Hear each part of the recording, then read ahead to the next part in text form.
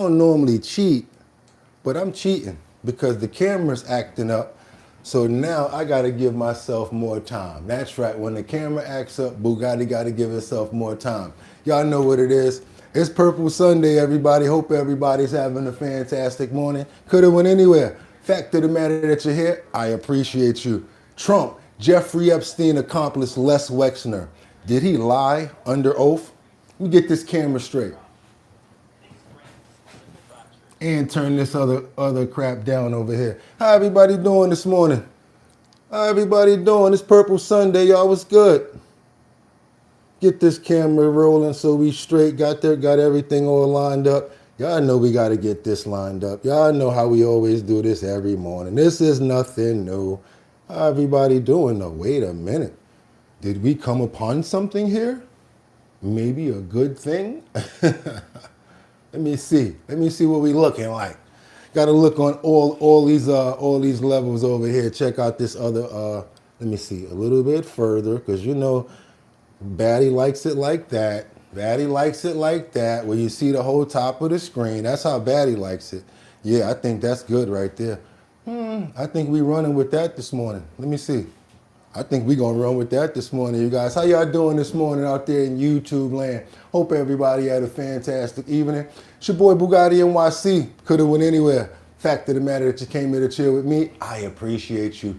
Guess what? We have a casualty, you guys. After a year, I have to say goodbye to our pal, the watch. It is done. That means that we're going to be leaving it on the table, not like it's out of here fully, but I can't use it when it's on my wrist anymore until probably get another one or something like that. Not asking for a fund or anything, but yeah, sorry to say it. What we say around here, sometimes you got to get used to change in order to move forward, right? But anyway, Purple Sunday, you guys. I hope you guys are having a fantastic morning. It's your boy Bugatti NYC. Hope you're seeing me nice and clear. I see myself nice and clear over there on those on the monitors. Okay, I'm ready to get it in, you guys. What we got over here this morning? You know we can't start anything. You know we can't start anything without what? Can't start anything without making sure the audio is straight. Okay, which it is. What we got coming on in? Come on, y'all. Let's get up in the building this morning. Let's come on in. Get up. It's early. It's early. I know. We got some special guests in the building as well. I know we got some people chiming in from Grand Rapids, Michigan. We also got people chiming in from where? Illinois. How you guys doing out there? We got some news for you. We got other people chiming in from Iceland. For real? No, that's Ice Tray. Good morning, Ice Tray. Who else we got up in here? Miss Swans, who that? Rebecca Lanya and Bueno. Yeah, let's get it, y'all. Come on in, come on in, come on in. I know I'm early, but I wanted to make sure that the cameras were straight. I had to make sure that the cameras were straight to make sure that we all good this morning. Okay, cool. All right, yeah, come on. Purple Sunday, you guys. Come on, let's go. Who that? Philly up in here? Oh, yeah. Oh, no, somebody's saying Philly be easy. Y'all ready? All right. Okay, y'all. Well, you said Luther King, no Jr., what up, though? Where you get that suit, I'm not telling, because they don't give us no percentages off what we do for them. And when they cut the deal, maybe we'll look out for them. But until then, I don't think we're going to be doing any free favors for anybody around here. And I wouldn't advise you to do that either, especially when they make you pay for it.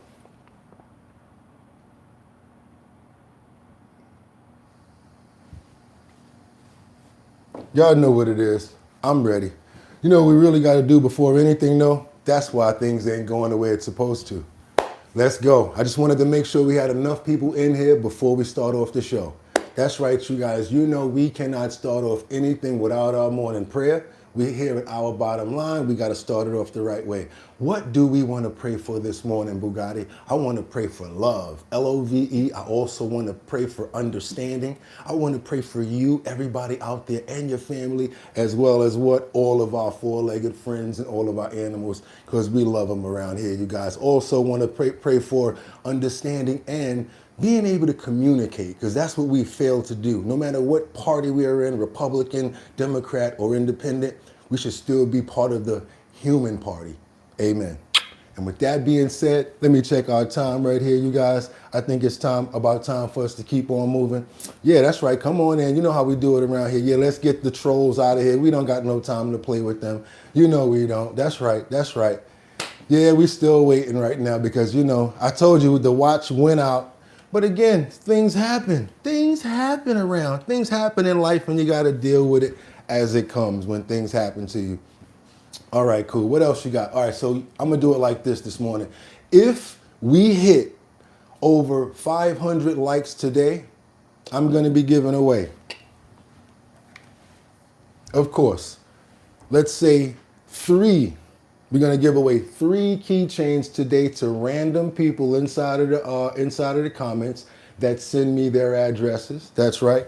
And we're going to be giving away, let's give away 4 Our Bottom Line Purple Sunday decals. That's what we're going to do. But only if we reach over 500 likes. Let's see if we can get myself to work and get that to be achieved, you guys. Already, everyone that sent me your emails, like I said yesterday, you sent me your addresses.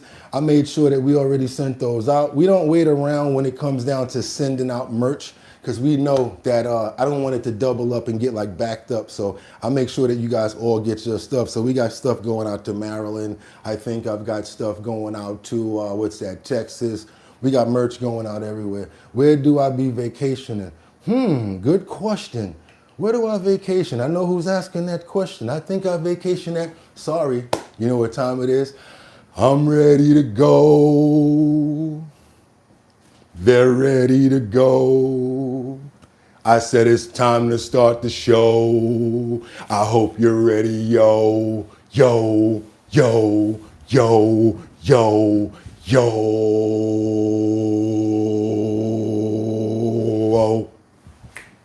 And we wind it up, wind it up, wind it up.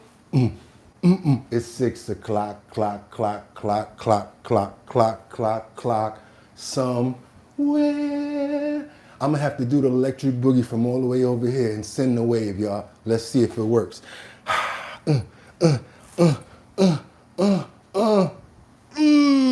Come on, make me look good.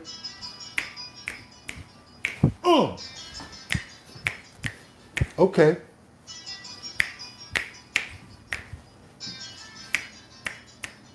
And we gotta open up those pores on that big old forehead. The big old forehead, we open up those pores. I told y'all, if y'all gonna make jokes on me, they better be funnier than the ones I make. We gotta open up those pores. We gotta open up those. And we're gonna go back. What is Purple Sunday about? It's about dig, if you will, the picture of you and I engaged in a kiss. The sweat of your body covers me. I said, can you, my darling, can my picture and dream, if you will, of courtyard, where oceans and violets bloom. Animals strike curious poses. They feel the heat between me and you. How could you just leave me standing? Low where the world is so cold. Maybe you're just too demanding. I said, maybe you're just like my father, too bold. Maybe you're just like my mother. She's never satisfied. Why do we scream at each other? This is what it sounds like when doves cry. That's right, you guys, that's right. Prince and the Revolution, one of our favorite groups. The way we get down out of here, y'all know how we do it. Because this if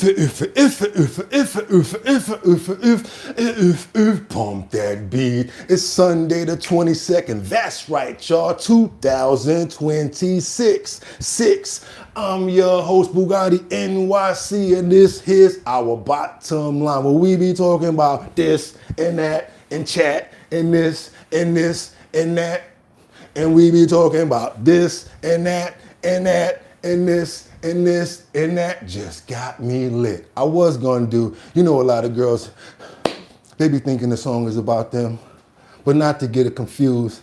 This one is for you. Dun-dun, dun-dun, dun-dun, dun-dun. Baby, you my everything. I was gonna do that one, but you know what? Nah, had to bring it back to what we about, because there's a lot of new people here that don't know about us and where we're from and what we're all about when it comes down to our bottom line. What does the purple mean? I just happen to love purple and I run with it. We even have a drink that's inspired by it called Big Drip. Want to check it out? But you got to be 21 and older.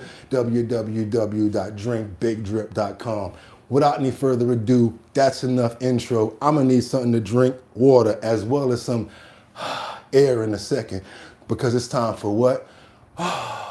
I got 5 on it. I'm going to stack 5 videos at a time. This is what I need you guys to do. Stay on topic. Let's stay on point. Do me a favor. Let me know where you're chiming in from. Also, what time it is. Why Bugatti? Because I love to go to see, looking up in the comments and say, you know what?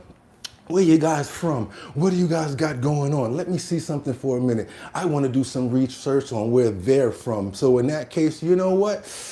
That's what I do. I like to go checking and seeing what's going on. Colorado, Colombia, you know how we do it. I don't got to keep explaining over here. Our bottom line, we go everywhere the news is. And guess what? After we do that, you know what time it is, right? Because I don't want to wait long enough intro. Let's get into these titles. It's time to go, you guys. Let's get it going. It's Purple Sunday. Let's go. Trump, Jeffrey Epstein, accomplice, Les Wexner. Yeah, Les Wexner. Sorry about that. Did he lie under oath? Just so you guys know, this is how you say lie in sign language. Yeah, just in case somebody's talking crap and you see them do this. Hey, why you calling me a liar? Let's keep on moving forward, you guys, because also we have the Supreme Court. As we know, they have ruled that most of President Trump's tariffs are illegal. It's going to be real serious right now because he's got to pay back a lot of countries. And as he's saying, they're dancing in the streets and kind of laughing at us. But automatically imposed the 10% tariffs on all of them, telling them to cool it now. Not so fast. Let's keep on moving forward, you guys, because last but not least, we got these illegal immigrants who have driven, illegal immigrant driver who is responsible for yet another fatal crash in Enriched County, detained by ICE. It's time to get into it, you guys. No time for further ado for playing around. Let me get this audio straight. Guess what? It's Purple Sunday, you guys, and let's do what we do. Get you these trending topics, current events, and much, much more. And do me a favor. Could you give yourselves a round of applause? Because I couldn't do it without you.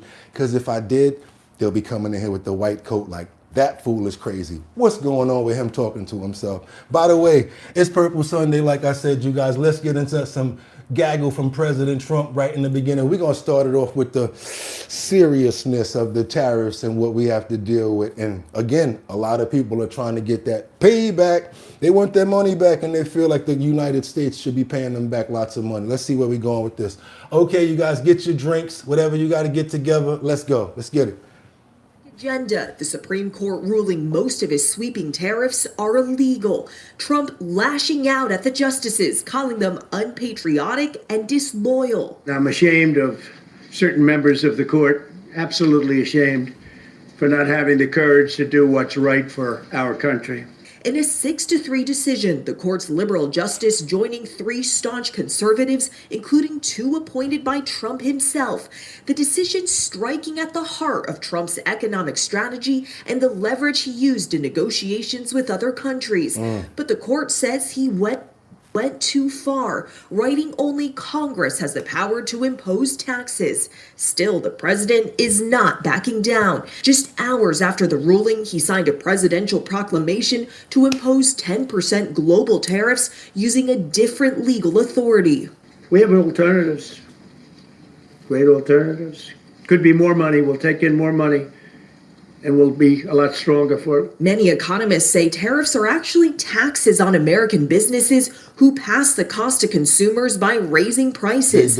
By one estimate, the president's tariffs have cost American families an extra $1,600 a year. So my thing is this, of course, if that's the truth, I think that you guys deserve to be reimbursed. Not only that, but I want to see it on the reverse side. Let's stop these companies and these let's say supermarkets from price gouging. There is no reason why a damn 50-cent bag of potato chips is now $3.50. That makes no sense. It's the same potato, same plastic bag with the same print that's on it. Let's be real about it. What, the seasoning is what you guys are charging us for? The way you cut it? I met small business owner Amy Rutherford at her Virginia toy store last year as she feared the financial strain the tariffs would bring on her store. I remember this. Now, after months of rising costs, this ruling bringing a long-awaited sense of hope. The rush of relief was really quite overwhelming. It almost brought me to tears, so monumental. But Rutherford says it's too early to lower prices and knows more tariffs could still come. It's too early to lower the prices until we really can feel it, because we've got a lot of inventory in the back room that we've got to get rid of that we bought at that high cost. So we still have to wait for the revenue to come in before we can actually even start to even feel that, which is true. Keep on moving forward. I'm cautiously optimistic. Happy, I feel like this is a win, but definitely cautious.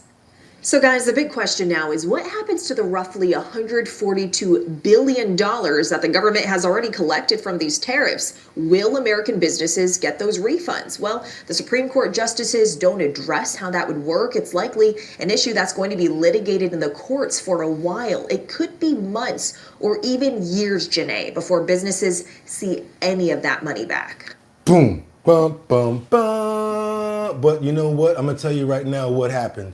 When that happened to President Trump, he probably started talking to his lawyers and was like, damn, they're laughing at us. All of these countries are really, they're thinking that that's a weakness. And it really is because of the way that it happened. So they were like, what can we do? Well, actually, you can put in a 15% a tax right now for certain reasons or whatever the case may be, and it will stand. He said, you know what? Let's just do that. That'll hold them off for a minute until I'm able to negotiate what we have to do. That's just what I'm thinking. And it sounds kind of smart. Let's run with that as common sense. Let's keep on moving forward to Washington, D.C., you guys. We got Stephen Miller. Here's the good news about what we can do with the tariffs that we have available to us. Just to let you know, you guys, I play both sides of the news, not just one side. Again, I'm not Democrat, not Republican or independent. We are here to make a platform for everybody's voice to be heard, and then we come up with our own assumptions of what we want to do, the same way we do every day throughout our lives. Let's keep on moving forward, you guys. Double tap that screen. Let's go. Let's keep it moving forward. Do your boy a favor. Double tap that screen to learn. Turn it up so that we can get more people over here. I really love to get more people over here. And let's see if we can get past that 500 mark, you guys. Let's get to work. Let's go. One of the president's signature policies hitting a major setback from the high court yesterday, but he's vowing not to let the ruling stop his tariff plan. That's right. President Trump announcing a new global tariff immediately after the Supreme Court struck down his Liberation Day tariffs in a ruling that came down yesterday. President posting on Truth Social, quote, "It is my great honor to have just signed from the Oval Office a global 10% tariff on all countries, which will be effective almost immediately." See? The new global levies will... Like, hold up. Tut, tut, tut, tut, tut. Yeah, they might have shut that down, but yeah, don't try to run up on us real quick, because it's true. If they see weakness, they coming. And that's why you got to be careful, Supreme Court. be implemented using the Trade Act of 1974, which allows the president to impose tariffs up to 15% to address a large and serious balance of payment deficit. In the decision to block the tariffs, Chief Justice John Roberts wrote, quote, go ahead. The president enjoys no inherent authority to impose tariffs during peacetime, and it does not defend the challenged tariffs as an exercise of the president's war-making powers. The United States, after all, is not at war with every nation in the world. But Justice Kavanaugh is slamming the ruling as illogical. Quote, if quotas and embargoes are a means to regulate importation, how are tariffs not a means to regulate importation? Nothing in the text suggests an illogical distinction. So they actually have a friction inside the Supreme Court, and it sucks because just because of numbers, certain things get outweighed. And this has to actually do with national security, you guys. We use tariffs for national security. We've used tariffs to slow down countries for FediWap.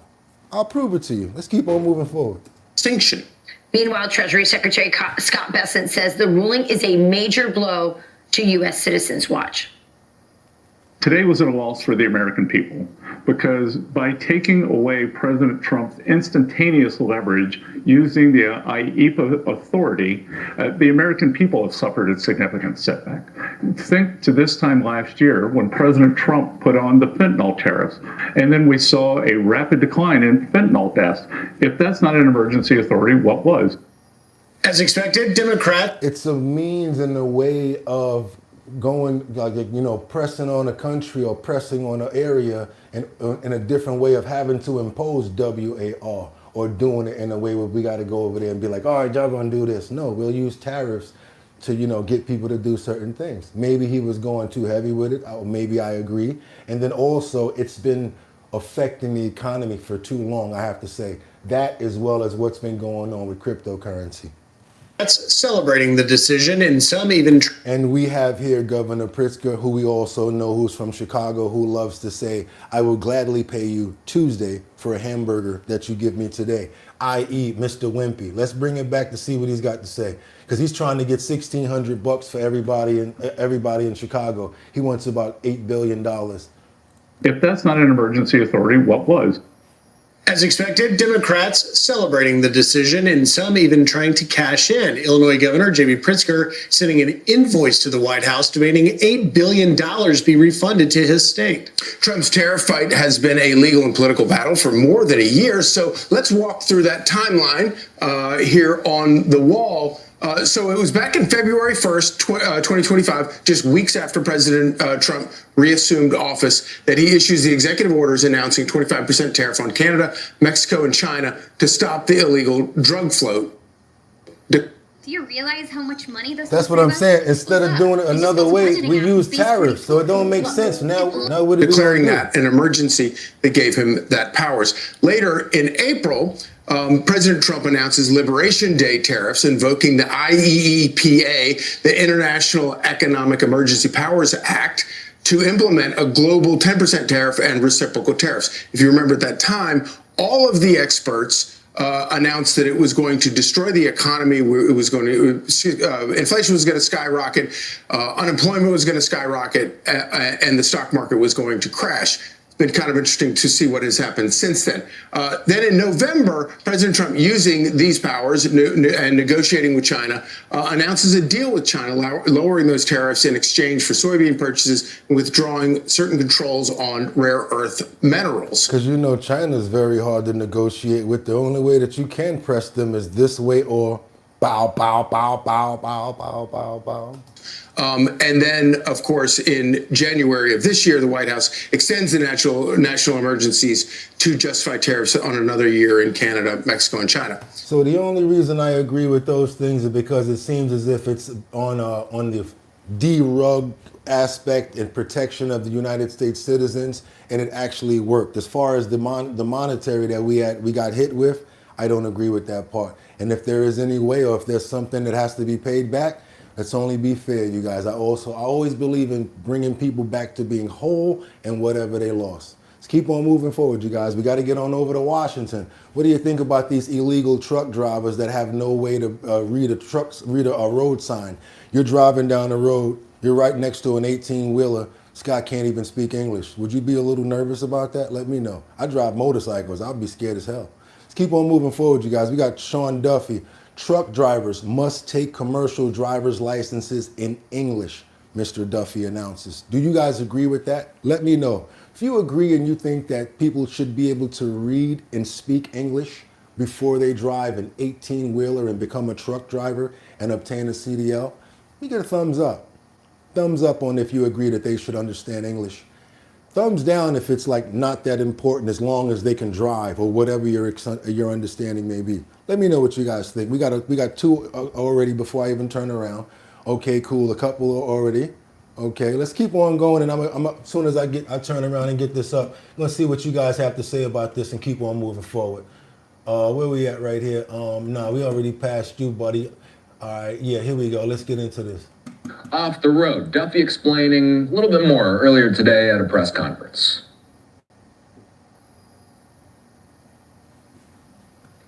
To get behind the wheel of what is potentially a very dangerous weapon. So what have we done at DOT and federal motor carriers? Well, we've increased the penalties for those drivers that are not proficient in English. Got one person that says in English and Spanish, everybody else has a thumbs up. We'll take their vehicle out of service. The last administration, if you didn't speak English, the penalty was nothing. Get back behind the wheel and keep driving. We've done a nationwide audit exposing the states for giving foreigners these CDL audits, or CDLs unlawfully. Again, that's where we get the 50% in New York and 20,000 licenses in California unlawfully issued. We've issued new rules making it much stricter for someone to get a foreigner or a non-domiciled commercial driver's license. So think about this for a second. You're born in America, you're an American citizen, and you want to become a commercial driver. Where's my Old Spice? Somebody said, let's take it further. We should make sure that grandma can still understand road signs. Spice in there? I think I'm gonna. Well, what the DMV will do is say, well, who are you? I want to look at your driving record. How many infractions do you have? Do you have an OWI or a DWI? Do you have a criminal record? We'll do a background check on you to see what kind of person you are and whether you're qualified to actually get an American commercial driver's license. But if you came across the border under Joe Biden's tenure and Pete Buttigieg's tenure, we don't do any background check. We don't go back and look at their driving record. Do they have an OWI, a DWI? Do they have a criminal record? No review is done of who these individuals are. So we have zero insight into the kind of people we're giving a commercial driver's license to. So in essence, you're an American, you have one standard that's way up here. And if you've come across the border unlawfully under Joe Biden's term, the standard is way down here, unacceptable. So what we're going to do is increase those standards and make them all equal, increasing the requirements for a foreigner to get a commercial driver's license. Next topic. I want to know what you guys feel about having identification. That's right, proper identification to vote. Do you think it's necessary to have proper identification in the United States of America to vote? That's on one. That's one. Number two, do you think that you should have to prove your citizenship in order to vote? So that's two things. Legal documentation saying that you're illegal and you're from the United States, and if you don't, documentation to verify that you're a United States citizen. We're going to go with a thumbs up on that one. Thumbs down if you think that, oh, you shouldn't do that. Certain states don't even require identification, and we feel that's Jim Crow. Okay, because that's what people are saying. That's another form of Jim Crow is what a lot of people are also saying. Okay, we already have to show ID to vote. Yes, voter ID. And I understand what you're saying, DJC. You're saying, why do we have to show more than one form? If that's what you're talking about. That would be a yes and yes to both. Bro, everyone except the Native Americans are foreigners. Okay, good, more everyone. DJC, not every state, babes. Okay, you, what's up? Okay, very truly. Let's keep on moving forward and see what they're talking about in this here. Because again, we have a lot of pushback when it comes down to voting, and Trump basically vows that in voter ID, no matter what, for the midterms will be happening no matter what, with Congress's approval or not. That's what the president has to say. Facing a major test in the Senate after passing through the House. Some Democrats say the bill that requires proof of citizenship to register to vote is, quote, racist. Good morning. Republicans bristle, the right wing bristles every time I say that the SAVE Act is Jim Crow 2.0. Who asked for more red tape? Did Jim Crow call? I mean, that's what this bill is about. The Save America Act is yet another Republican attempt to intimidate and suppress the votes of anyone who threatens their extremist white supremacist agenda. It's the equivalent of a show me your papers law to be able to exercise your fundamental constitutional right to vote. Of course, we're not talking about the other aspects of the SAVE Act that go well beyond ID, and it goes to which is also part of Jim Crow. So you see, again, a lot of people are saying that. What do you have here? It's just going to keep more people from voting. How is it racist? That's kind of stupid. We're not asking your race. We're asking for ID. Honda, did you hear me? What else we got over here? Okay, hello from Australia. How you doing, Australia? Thanks for chiming in. Okay, they should have both. If not legal, go home. Ooh, who said that? They go Nene putting it down. Brian said good morning. How about this? He said, how about you have ice at the voting place? Just have ice at the voting place. They probably, oh, you funny. I like that. You funny. Somebody said, just have ice at the voting place. President Trump has stated there will be voter ID for the midterm elections, whether approved by Congress or not. And it's a popular position among voters. The overwhelming majority of Americans support voter ID requirements. Amir Hassan is running. So now this is what the majority of Americans are thinking right here. Should valid photo ID be required to prove U.S. citizenship before voting? We have 84%, and then we have 16% no. I really believe that the majority of people think this way. I happen to believe this. To represent Michigan's 8th district. He's hoping to flip his district around. Somebody else said that I agree with ICE at voting places. Let's see what a Republican has to say after we heard from a couple of our Democrats. After his opponent voted against the Save America Act. Good morning, Casey. Amir, welcome to Fox and Friends. They're saying, as you saw in the clips there, that the Save America Act is racist. Do your boy a favor, double tap that screen. Let's get those likes up, because what that does is get many more people over here for Purple Sunday to get in the discussion and see what we got going on. We want to try to get the word out so that we can get more people to have a forum where we can come together and think in the aspect of, instead of arguing all the time and running about party, let's be again the human race and we try to get to decisions together. Thank you so much. I need for you to show ID. It's already too much identity theft going on as it is. Okay. Thank you so much for the 100 joules from Brian. Thank you again for the other 100 joules. Liberty and justice, I swear I couldn't do it without you. Nobody know how to drop it like you, I swear. And I can't wait until we get the Justice for All raffle going, which will be very soon. That was introduced by Liberty. Let's keep on moving forward, guys. And it's only there to protect a white supremacist agenda. You are running as a Republican. What is your take on the SAVE Act? Well, good morning. Thank you for having me. It's asinine. The fact that they're speaking on Black Americans, brown Americans, as if we're not American, as if we don't like a secure voting process, as if we don't have access to the same identifications and the availability of it. It just doesn't make sense. The fact is, we want a secure election process. The Black people, brown people have the same ability to go get a license. We need a license for the same activities as anyone else. We need to drive. We need to get things from the convenience store, medicines. You need a license. You need a passport. We travel too. So the fact that they're invoking Jim Crow over and over, it just lets you know they try to invoke race every chance they get when they don't have a policy to stand on. Well, it truly is racist of them to suggest that somehow Black and brown people or women or whatever can't go out and get these things. It's kind of astounding. But my question is this: why do you think that Democrats really break the glass when it comes to protecting the voting system as it is? Because they're so afraid of injecting anything into the process that makes people feel secure about the elections. Why is it this issue provokes such outrageous rhetoric from Democrats? Well, you know what they're really trying to do. They're trying to bring undocumented, illegal aliens, illegal or non-Americans to vote in the process. That's the only way they can. That's the only way they can pass their radical ideologies and their agendas. So therefore, Americans, they don't want them to have a say in it. That's what. Do you guys believe what he's saying right now? I know there's many people that are on both sides about what he's saying right now.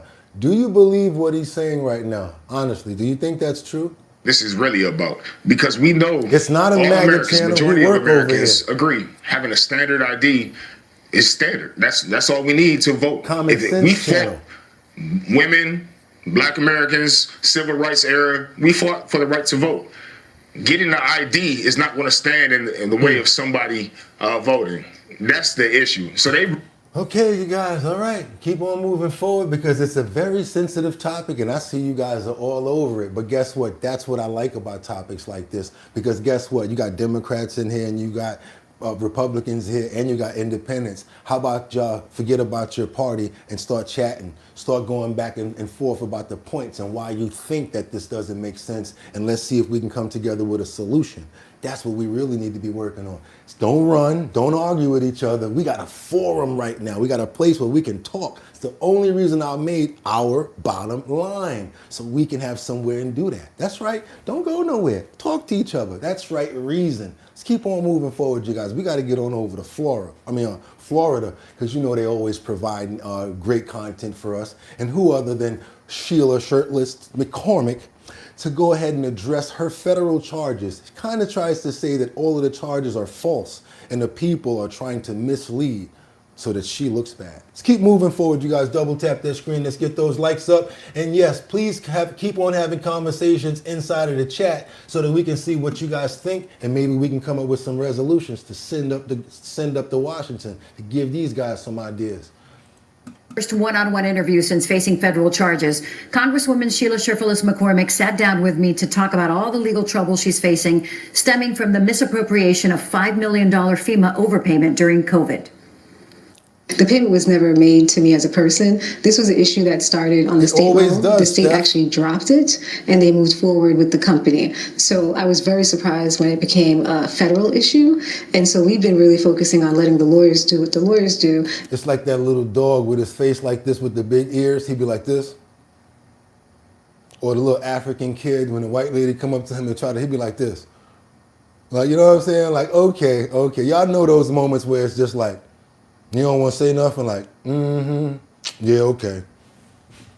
And I've been focusing on my district. But the fact that those charges are against you and not the company or any family members, how does that change things? I'm wondering how even that got there, because if you look at the suit with the state, I was never named in that lawsuit. And it seems more of a political weaponization. We're looking at every part of this to figure out where this is happening, where it's coming from. Okay, and so much more is coming out, including a report that alleges that in your 2022 re-election bid, that campaign benefited from a Haitian oil company. Absolutely not. I don't even know the oil company. If you look at where the source of that is, it's with the ethics report. Right now, the Republicans have a 1-seat majority. And in the beginning, I believed in the actual ethics process, even though the Republicans had the House.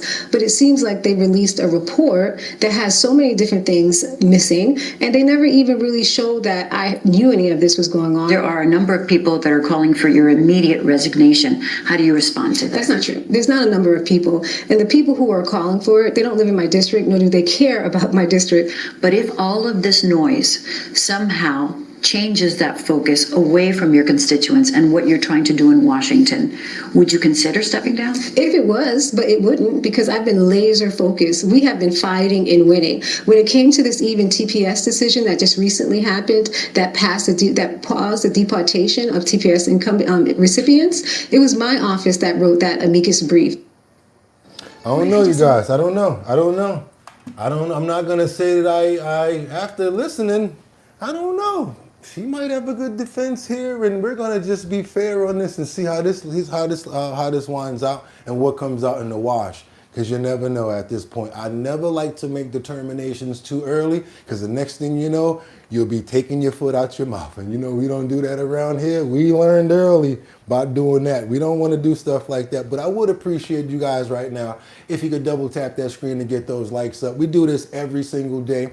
Love to keep you up to date on all trending topics, current events, and we also make sure that we do all of our follow-ups to all of the stories that we start. Jay Wood, what's poppin'? Sam Champion, I see you. And I see Yasa the G says, I want my tax money back too. Okay, I ain't mad at you. Good morning, fam. Hope everyone is doing well. To you too. DJ, what's poppin'? Let's get on over to the Potomac, because President Trump signed in an update. He signed in a disaster declaration and a reality check that we have to understand. So right now we had a problem up at the Potomac where they were releasing sewage water, and they have to do a major fix-up in order to repair the situation. The problem is this: you and I know we're in a government shutdown right now. So even though they won the order and they're supposed to be getting money in from Homeland, And yeah, you guys do know we got a 3% shutdown going on. How are they supposed to give this money out, FEMA? How are you supposed to get the money out until we get rid of that 3% shutdown that we're currently in right now? Let's keep on moving forward, you guys, and double tap that screen to get those likes up because we still haven't talked about that. Let's go, let's go, let's go. Disaster declaration. This is all over that Potomac sewage spill. So this is just coming into our newsroom. Here's what we know. The declaration will allow the Federal Emergency Management Agency, also known as FEMA, to step in and provide assistance after a sewer line collapsed in January and dumped millions of gallons of raw filth into the water, outlining the nation's capital. We do have a statement from FEMA that says the president's action authorizes FEMA to coordinate all disaster relief efforts to alleviate the hardship and suffering caused by the emergency on the local population and to provide appropriate assistance to save lives, to protect property, public health, and safety, and to lessen or avert the threat of a catastrophe. FEMA's assistance will cover the nation's capital and the areas in Maryland and Virginia where the District of Columbia has responsibilities.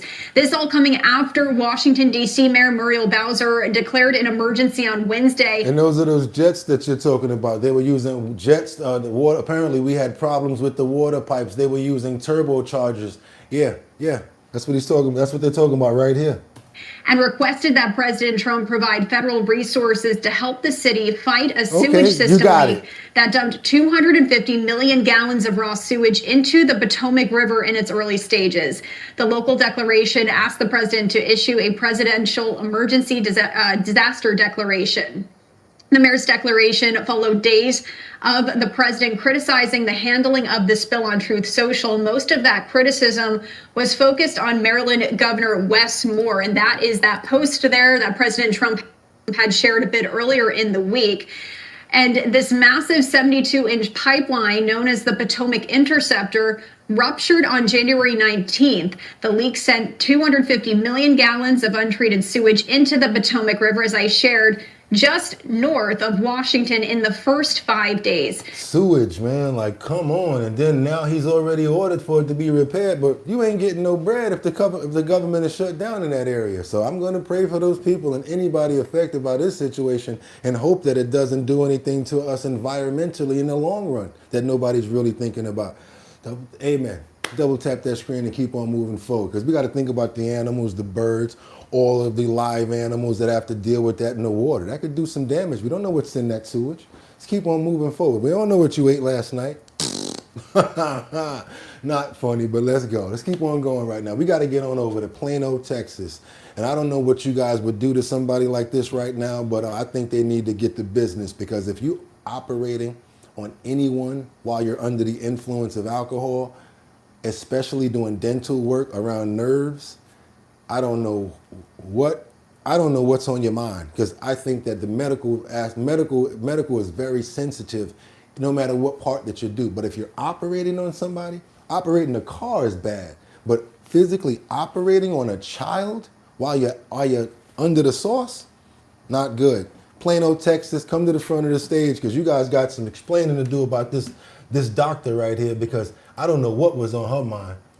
Dentist accused of operating on a child while intoxicated says she wasn't. Good evening, I'm Steve Eager. I'm Heather Hayes. We're also hearing from the pediatric dentist. You find out a doctor done been drinking while they working on your daughter. Look, somebody already got the fists out. Look at Casey. Office in Sherman about why they called police on the dentist. Fox 4's Lori Brown in studio with the developments. Lori. Heather, the pediatric dentist office says the Plano dentist was booked through a temp agency and it is a registered assistant who noticed physical signs that concerned her. Saying the public deserves the facts, Pediatric Dentistry of Sherman released a statement about what led up to the arrest of a dentist for performing surgery while intoxicated. Sherman police arrested Dr. Kelly Buck for the felony charge after they say she failed a field sobriety test after operating on a child. The dental office said in a statement the dentist was scheduled to conduct several dental treatments. During the first dental treatment, the registered assistant noticed that the dentist did not seem to be herself. While the dentist had only been in the practice on a few occasions, the assistant noticed a couple of physical symptoms that appeared different than the last time she was in the practice. The assistant brought her concerns to the office manager. The office manager had a conversation with the dentist who stated that she was perfectly fine. To eliminate any doubt, she instructed the team not to call the dentist into any additional operative appointments or hygiene exams. The statement says the office manager then called the police. They found Kelly Buck, who did exhibit signs of intoxication, failed the field sobriety test. She was She failed the field sobriety test. ultimately arrested for performing surgery while intoxicated and taken to the Grayson County Jail. The 36-year-old has been a licensed dentist in the state of Texas since 2016. So she got a drill and she's in your head. Now that thing would have fell out of her hand. I know, but yeah, coulda, woulda, right? Not have any disciplinary actions on her record. Sherman police took a blood sample as part of the investigation. Thursday, her attorney released a statement saying, "We feel confident the blood results will show there were no drugs or alcohol in her system. We look forward to clearing her name and hopefully allowing her to move past this unfortunate business and go back to living her normal life."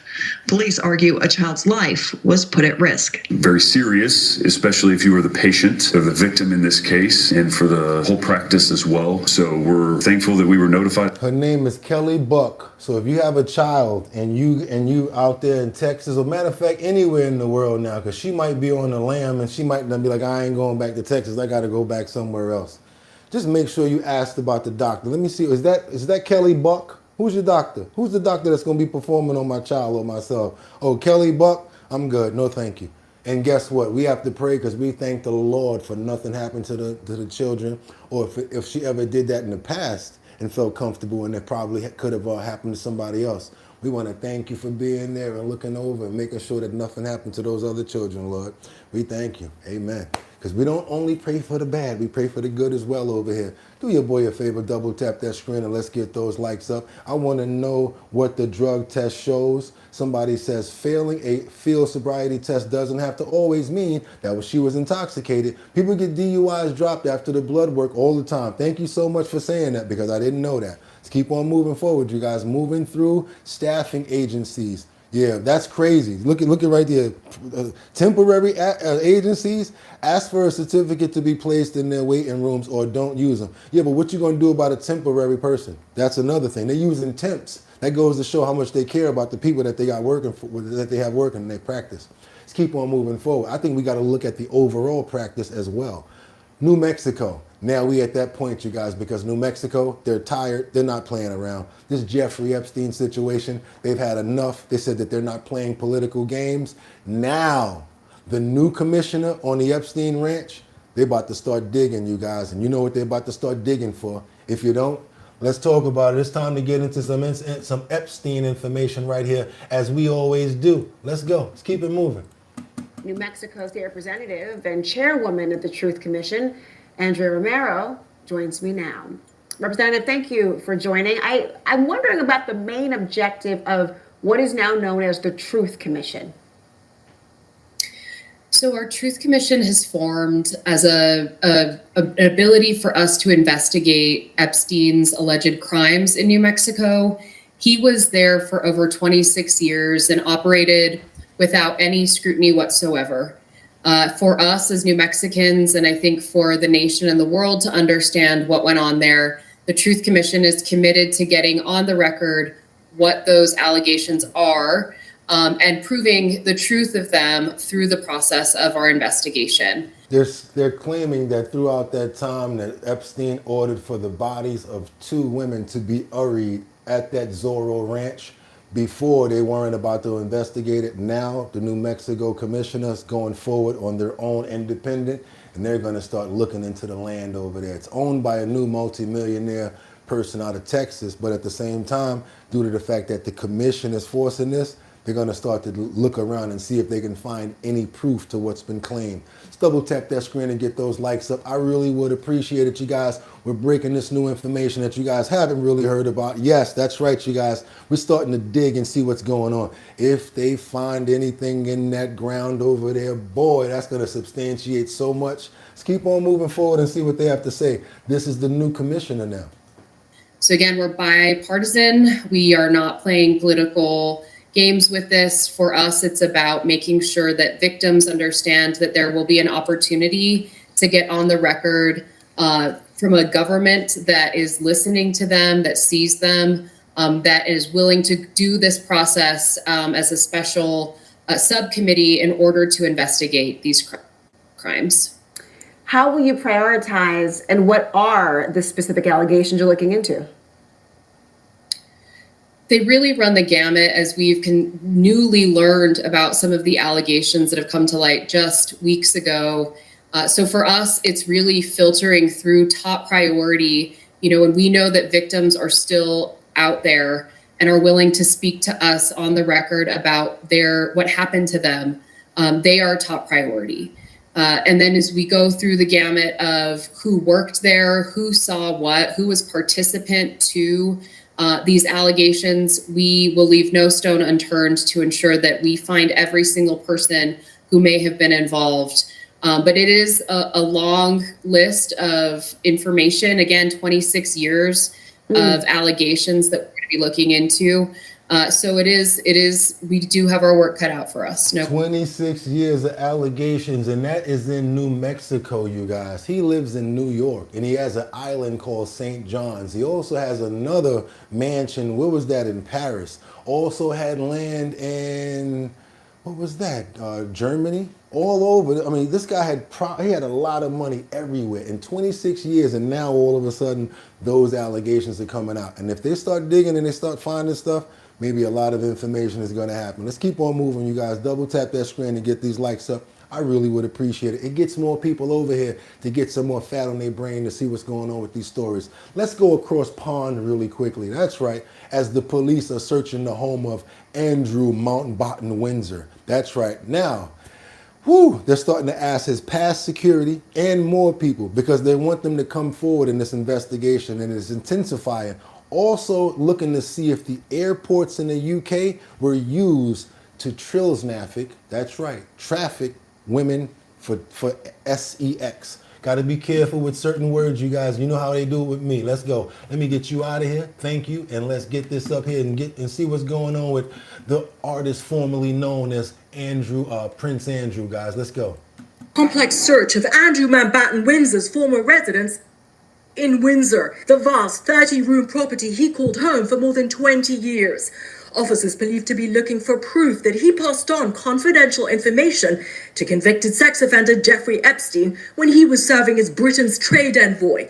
The police investigation is intensifying, now urging the former Prince's protection officers to come forward with any information about what they saw or heard during their time of service. Now, if they don't like him, which they probably don't, and number two, since he's not the prince anymore, and they really want to rub him the wrong way, because he's been an a-hole to them, which I assume they will say, because everyone says it, from the people that clean up to the people that open the door for him, say that he's a a-hole and he's very disrespectful. So if any one of those people feel like they just want to say some stuff, Andrew Mountbatten Windsor, who is no longer the prince but that protection, you might be getting locked up.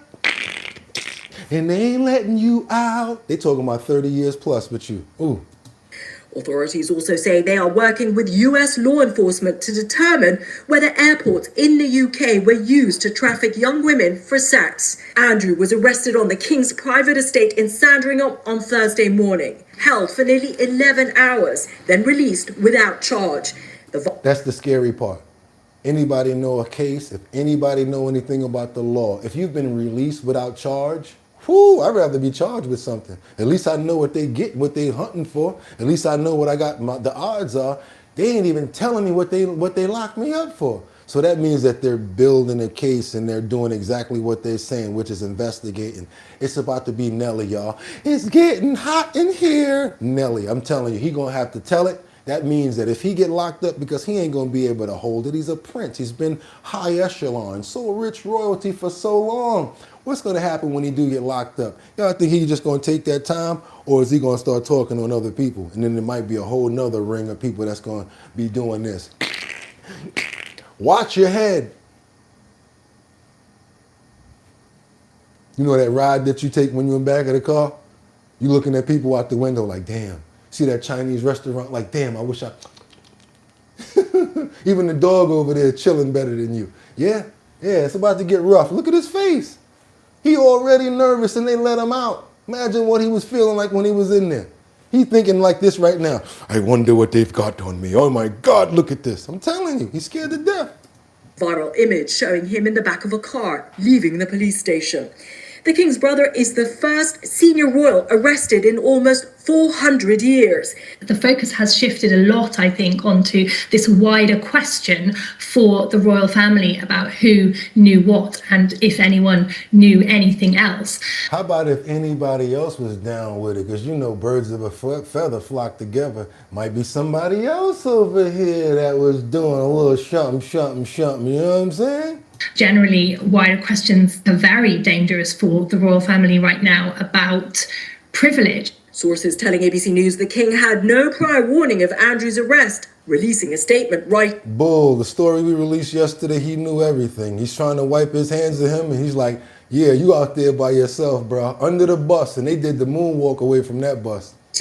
What now follows is the full, fair and proper process, adding that authorities will have his full and wholehearted support and cooperation. The royal family keeping calm and carrying on with their planned public engagements, even amid intensifying. Somebody said something crazy just now. I want to get over there before the message get pushed out. What do you say? Somebody said he leaked documents after eating them and drinking too much prune juice. Okay, that's a good one. It's just crazy how they were able to protect every other family member for over 400 years, says Winter Rising. Winter, you be dropping it all the time. I knew something, I didn't even know who it was, but I had to read that. All political parties welcome. That's how we get down over here. King Charles had Jimmy Savile as his bestie, even had him give marriage counsel to him and Prince Charles. Oh, I didn't know that. We got to keep on moving forward because we still pulling layers of the onion back when it comes down to the Jeffrey Epstein saga, as it's already turned out to be. We've been doing this for how long? A year and probably 2 months now. On top of it, going all the way down the rabbit holes and finding exactly where we're going with it. Do your boy a favor. If you appreciate the content, let's get those likes up. I really would appreciate it. Gets more people over here, more education going on. All you got to do is do your boy a favor. Check this out. Not asking for too much. Matter of fact, give me all your money. I'm just playing because I know it's hard out here for a pimp. So I ain't going to hit your pockets. But what I would like to take it in the form of likes. If you guys could do me a boy a favor and double tap that screen and get those likes up, I'd appreciate it. All you got to do is double tap. And if you're really interested in riding the wave and being a part of Our Bottom Line, hit that notification bell down there. This way you know when we're on. Also, subscribe to the channel if you really want to be down. And if you really want to do something to show up, come on and become a member. It's like $2.99. Be a part of the fam. Let's go ahead and get over here to the Representative Andrea Romero, Truth Commission. How the Trump administration botched the Epstein redactions. We talked about this in the past, how we can actually go to the PDF files that are in the link in the description that take you to the Epstein files. Some of those Epstein files are redacted with black over them. If you copy paste those pages and put it in the Word file, a lot of those words will pop up because they didn't actually delete the words, they just covered them. So if you want to do that, you might find some other information. Here's some other ways that they're saying that they botched it. Double tap that screen, you guys, and get those likes up. I really, really would appreciate it. Come on, let's go. The Epstein files are a trove of secrets.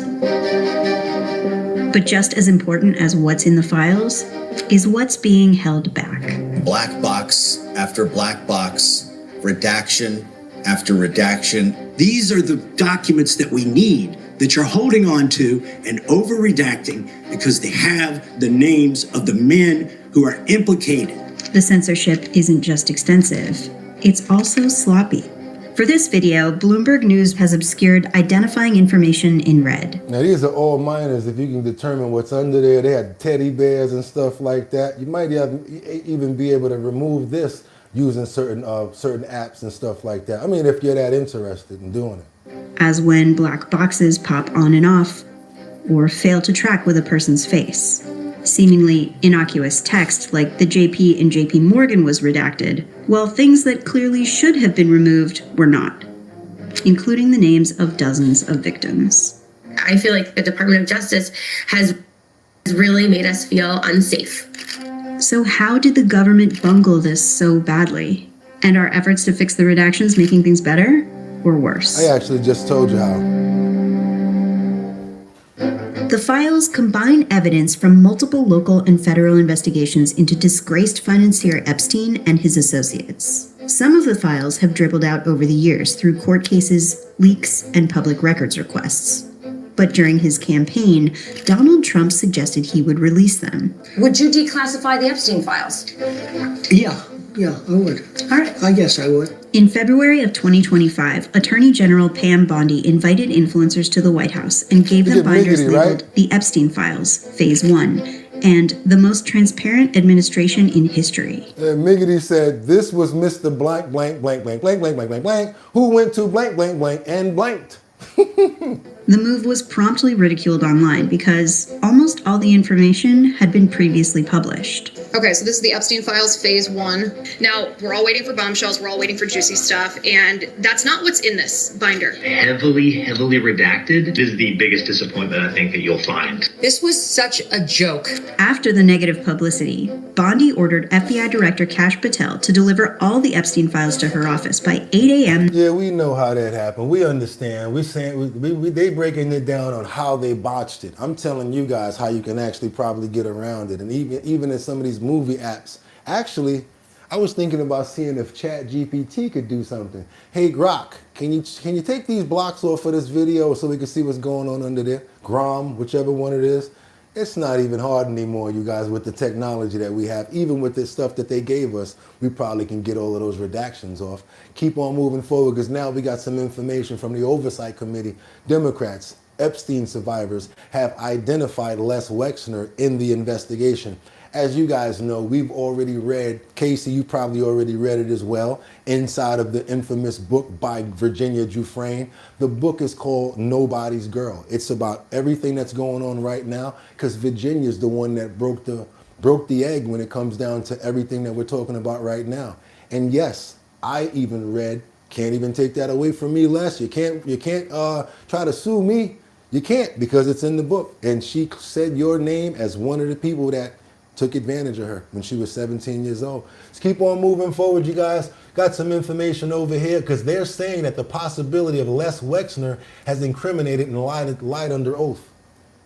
In the meantime, I want to bring in Democratic Congresswoman Melanie Stansbury of New Mexico. She serves on that House Oversight Committee. So, Congresswoman, there is a local angle for you now to this investigation, and we'll get there in just a moment. But first, on Les Wexner, I wonder how much you think that you can trust his testimony. Because, for example, he said his relationship with Epstein ended in 2007. I like that, James. He said all of these chess pieces were put perfectly in place. Do your boy a favor. Let's get some more other people knowledgeable over here. If it's enough people, I really would appreciate it. It's not hard to double tap that screen to get those likes up. Just gets more people over here and gets involved with more smarts. But there are emails sent between the two men dated in June 2008. There are transactions years after that, too. So, I mean, there's already inconsistencies.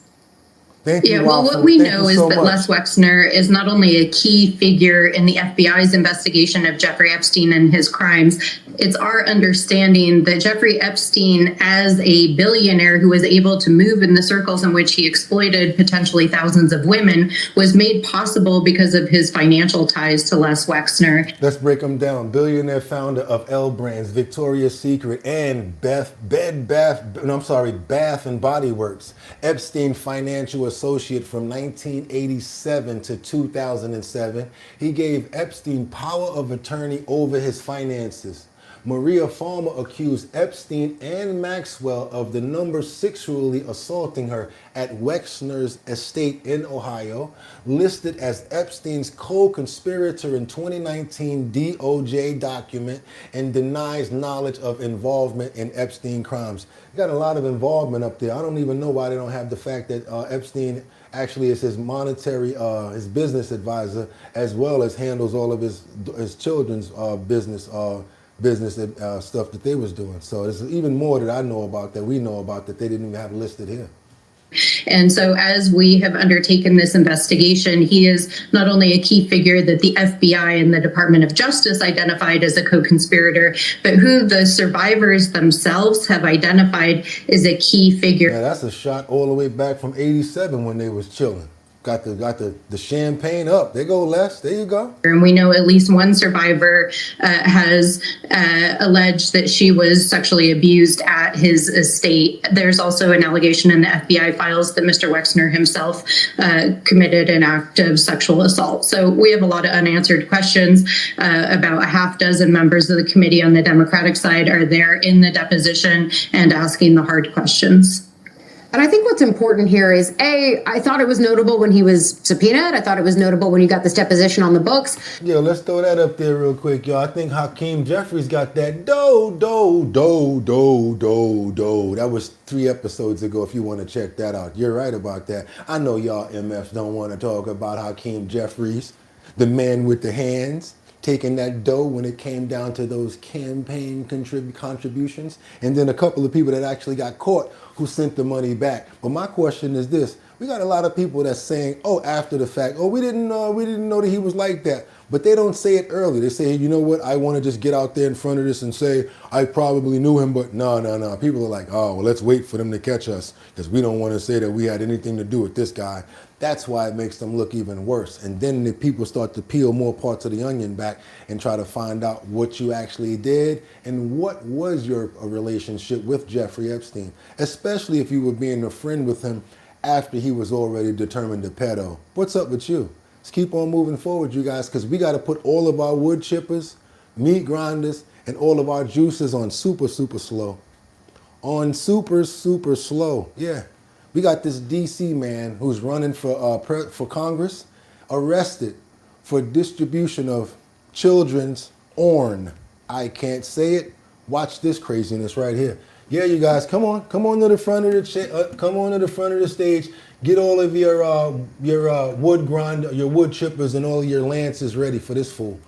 News has discovered a D.C. man running as a candidate, according to federal election forms, to replace Delegate Eleanor Holmes Norton, has been arrested. Now, I-Team investigator Scott Taylor is joining us now live with the details here. Scott, what type of charges are we talking about? Well, Angel Anthony Rios has been indicted on a charge of distributing child porn. He was arraigned in U.S. District Court this morning. His name is listed with the Federal Election Commission as running for the office. This is really an unusual story. His social media posts say he's a candidate for another office, DC's Shadow Representative's office. Now, court documents show someone tipped off DC police over claims they were sent videos of child porn through an X account belonging to Rios. That X account has been removed. In the court's criminal complaint, a copy of Angel Rios's LinkedIn page is shown and his picture. An undercover agent took over from there and continued the conversation that ended up in the arrest of Rios, and he's been locked up since January. Now, today I was in court. Rios was arraigned and entered a not guilty plea. He'll be back in court next month. We have reached out to the DC Election Board.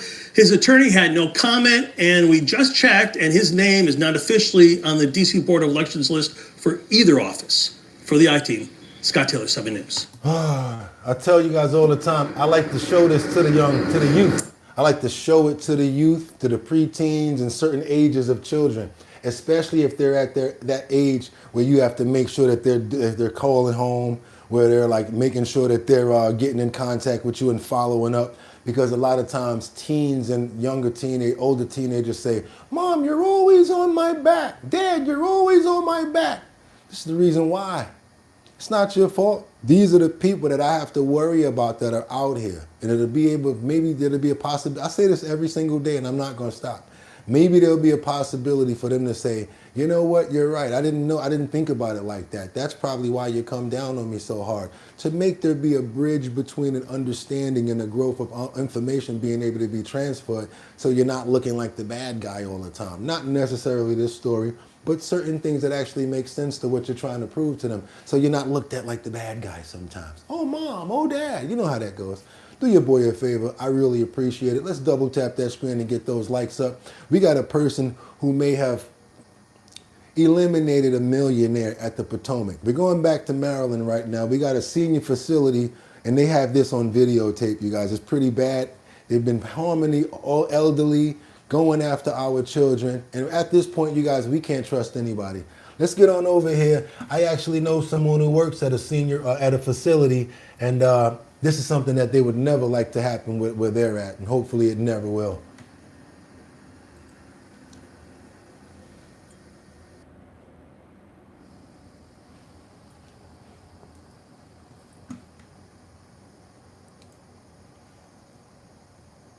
Yeah, so there's no audio on this one. They identified the person by actually, I guess they just got it on video. There is no audio, so I know we're both thinking the same thing, because I'm like, where's the audio at on this? But that's the suspect right there. I guess that's all they got on the person. Anyone with information regarding the crime is asked to visit the Crime Solvers Montgomery County, Maryland website, www.crimesolvers.org. Click on the wtips.com link, and $250 to $10,000 tips you may remain anonymous. So again, this is the story of a person who may have... And we're learning new details about the 87-year-old millionaire philanthropist who was shot and killed inside a senior living facility in Montgomery County. 7 News' Felicia Ashley is finding out there is surveillance video of the suspect. She's going to be live for us in Potomac with this update. Yes, good afternoon. I did learn from a source that there is video of the alleged suspect. However, that person is completely covered and allegedly unidentifiable by that video. But I was able to confirm with police that there is surveillance video, and they say they are reviewing it. Now, they need to look to see who stands to benefit from this person probably losing their life, because sadly it could be like a family member, or then look into probably staff, or if anything was stolen, or actually after they do the autopsy, see if it had something to do with physical, besides just how they lost their life. You know what I mean? The number 6 you of this moment, there still have been no arrests, and we learned that this did happen on Valentine's Day. Now, this is a picture of Robert Fuller Jr., who was a former lawyer and philanthropist out of Maine. Right now, the key question that I've been asking all day is whether investigators believe that the person who killed him was a resident or an employee at the senior home, or if the person was an outsider. Investigators would not answer that question at this time or confirm if this was a targeted shooting that happened inside of the senior facility. Now, coming up at 6, I directly asked the facility and its representative if it is concerned that any of its employees or other residents here participated in the killing of Fuller. They would not answer that question, but they did say right now what they are focused on is the safety of their employees as well as the residents that live here. Now, yeah, I don't know about that. We need bottom line situations right there. And also, you know what we doing if our parents or our family stand up in that spot, we're going to have to get them up out of there, move them somewhere else immediately. And also, you guys, if you have anybody that's in a senior living facility or in living like that, or even not, if you can go and spend some time with them, be nosy, see what's going on around there. Not like you're going to be able to find nothing, but of course. And how about this? Be nice to the staff, because believe it or not, when you're nice to the staff, they'll be nice to your family member as well. How about going over them and saying, hey, I know it's hard over here, and just in case your staff or our family member gives them a rough time. Perfect example. My mom was in the hospital for a long period of time. Every single time she was in the hospital, let's just say she was a little hard on the nurses. I tried to make it my business to be very nice and respectful to the nurses, bring them flowers, believe it or not, hand them out to them and stuff like that. And I'd say, I know my mother's hard to deal with, but I really appreciate you guys and the stuff that you do. It actually really helped her out to the point where they would tell me stuff. They say, look, your mother's only good on the 6th and 9th floor. You better calm her down. After a while, it all worked out. So let's give some love to our nurses and our first responders when you know things get rough for them. Thank you so much, Brian, for the love, for the 2 weeks. I also see Tristan, Brian, the Unrebel. If you're not nice to the staff, air bubbles end up in the IV. Ooh, let's keep it moving forward, you guys. Thank you so much, Sam Champion, Lee Davis. I know they need more staff and definitely agree. Extremely hard to find a good place you can trust with your family members. I had to do the same thing, says Vin. You know what I'm talking about. Thank you so much. You know what I'm talking about, Vin Vinci. Yeah, sometimes you got to go there and step up. And now my mom is no longer alive either, but she was a handful. But if you really respect the people, they'll look out. Do your boy a favor and double tap that screen and get those likes up. And guess what, you guys? This is for the mamas out there. I always love my mama, cause she's my favorite girl. Only get one, yeah. I always love my mama. She brought me in this world. Let's keep on moving forward, you guys. Let's go. We got a follow-up story to a 3-year-old. Yes, we brought this story yesterday. We're going to keep those meat grinders and those wood chippers on slow. Because I'm so glad that we found the person that that took the life in this horrible tragedy of a 3-year-old. Let's get on over to Dukes County. I think that's where it's at. Deputies finally arrested somebody. I'm sorry, Marion County. Good thing about it is they got this guy and he's not going to be able to do this anymore. You guys remember the story at the trailer park. We had not that much information. Now we finally do. She was a silly girl, and she had a bright smile, a beautiful laugh. And he's an evil, evil person, and he needs to pay, and anybody else. That's who they found. This is who's caught, and this is who's responsible for taking that little angel's life. Involved in this. We begin tonight with new details in the death of a 3-year-old girl in Citra yesterday. Marion County Sheriff's deputies arrested a man for aggravated child abuse. A family member of 3-year-old Paisley Brown says she wants anyone involved to be held accountable. TV20's Kayla Lewis tells us how long it took before anyone called 911. They just were looking at her, and I immediately performed CPR on her. And she had been dead for a while. And I knew that there was nothing I could do to bring her back. She was already gone. Tabitha Harless is grieving the loss of her 3-year-old niece, Paisley Brown, who she describes as an energetic and joyful little girl. She was laying at the feet of the man that took her life. Marion County Sheriff's deputies arrested 32-year-old Jerome Coombs on child abuse charges in connection to her death. Additional charges are expected. He was compliant, and his words to our detectives, very understated. He said, I went too far. I took it too far. And we couldn't agree with him more. He said he took it too far. He admitted to the crime, he admitted to what he did, and he said he took it too far.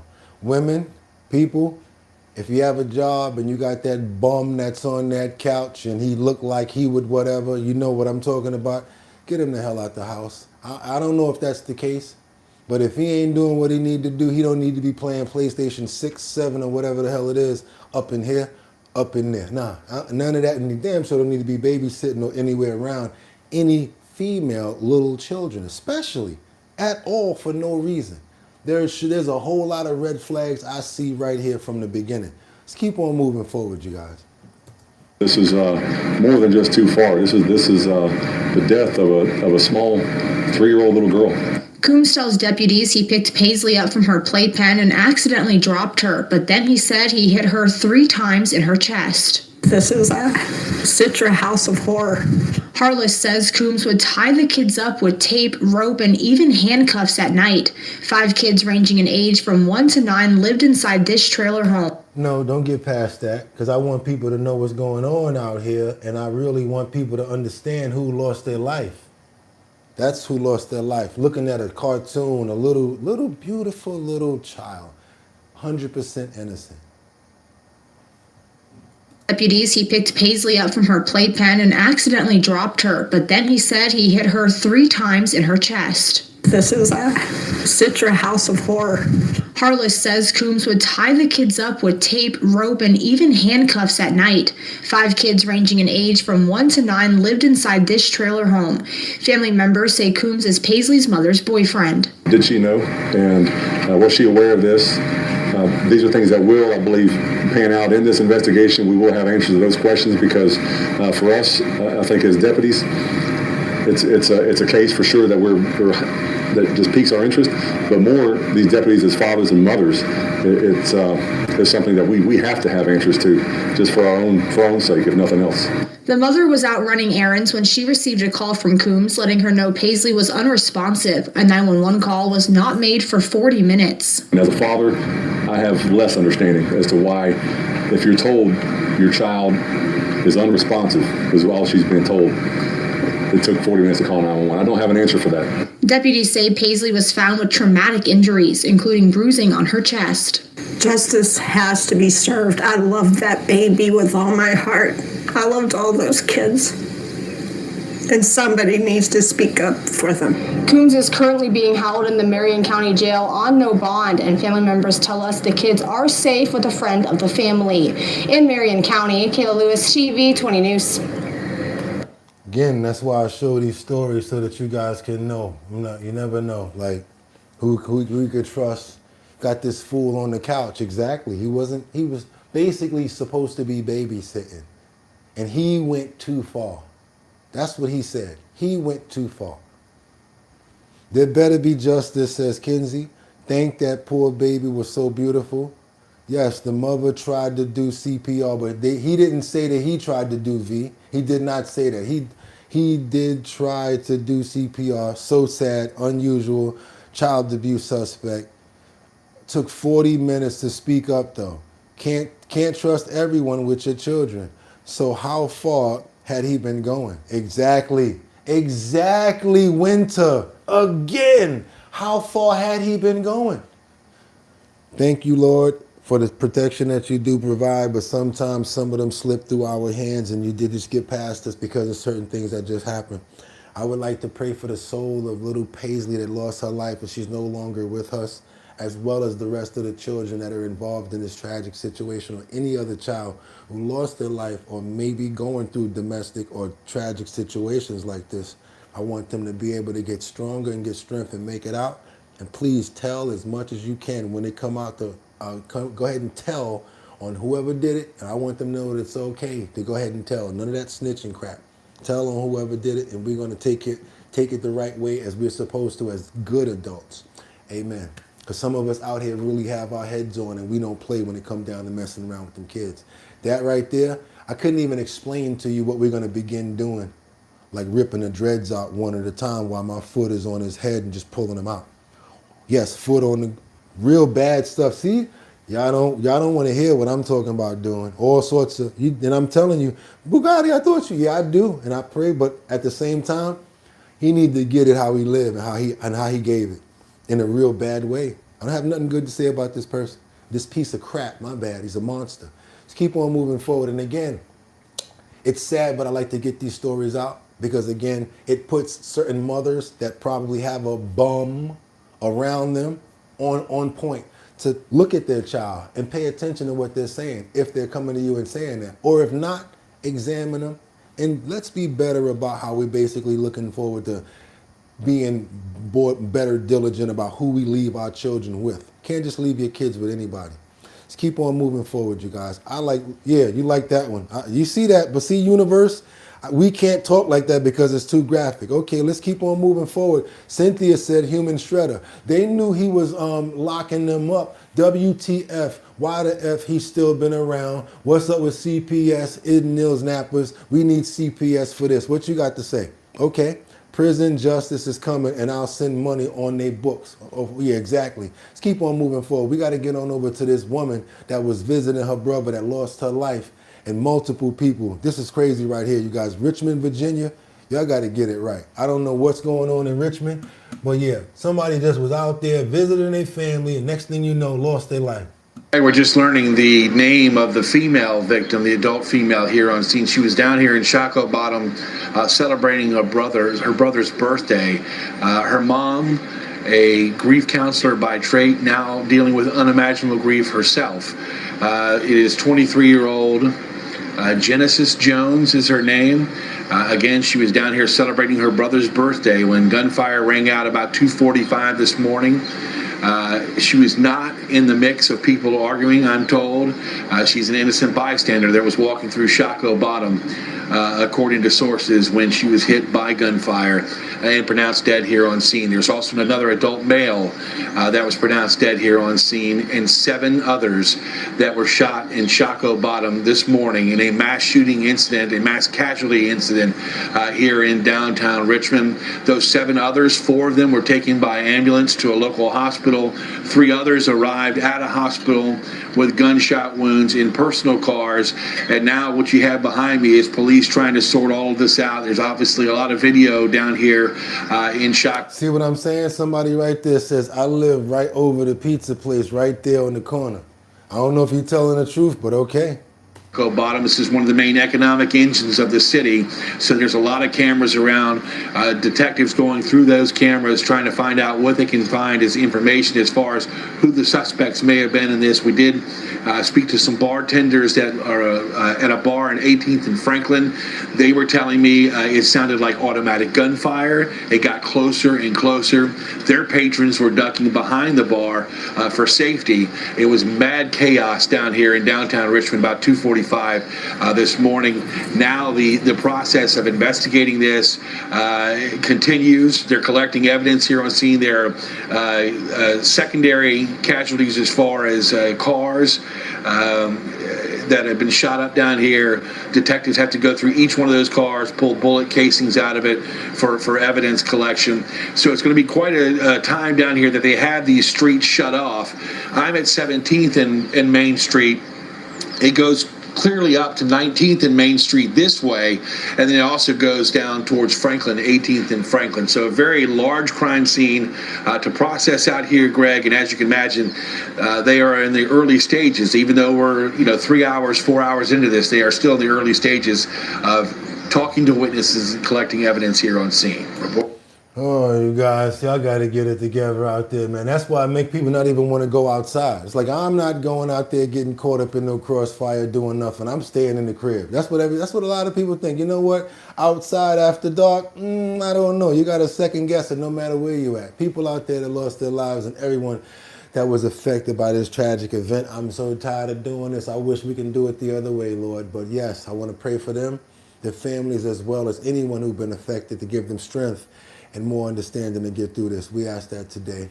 Amen. Let's keep on moving forward, you guys. Y'all got to get it right, man. Come on now. Let's get on over to Bali, India. We got Tommy Chauffeur, who was lost his life. No, who powed his girlfriend's mother. And he just got released from a Bali prison. You guys probably heard about this. 12 years ago, there was a young couple who actually orchestrated the mother losing her life in Bali.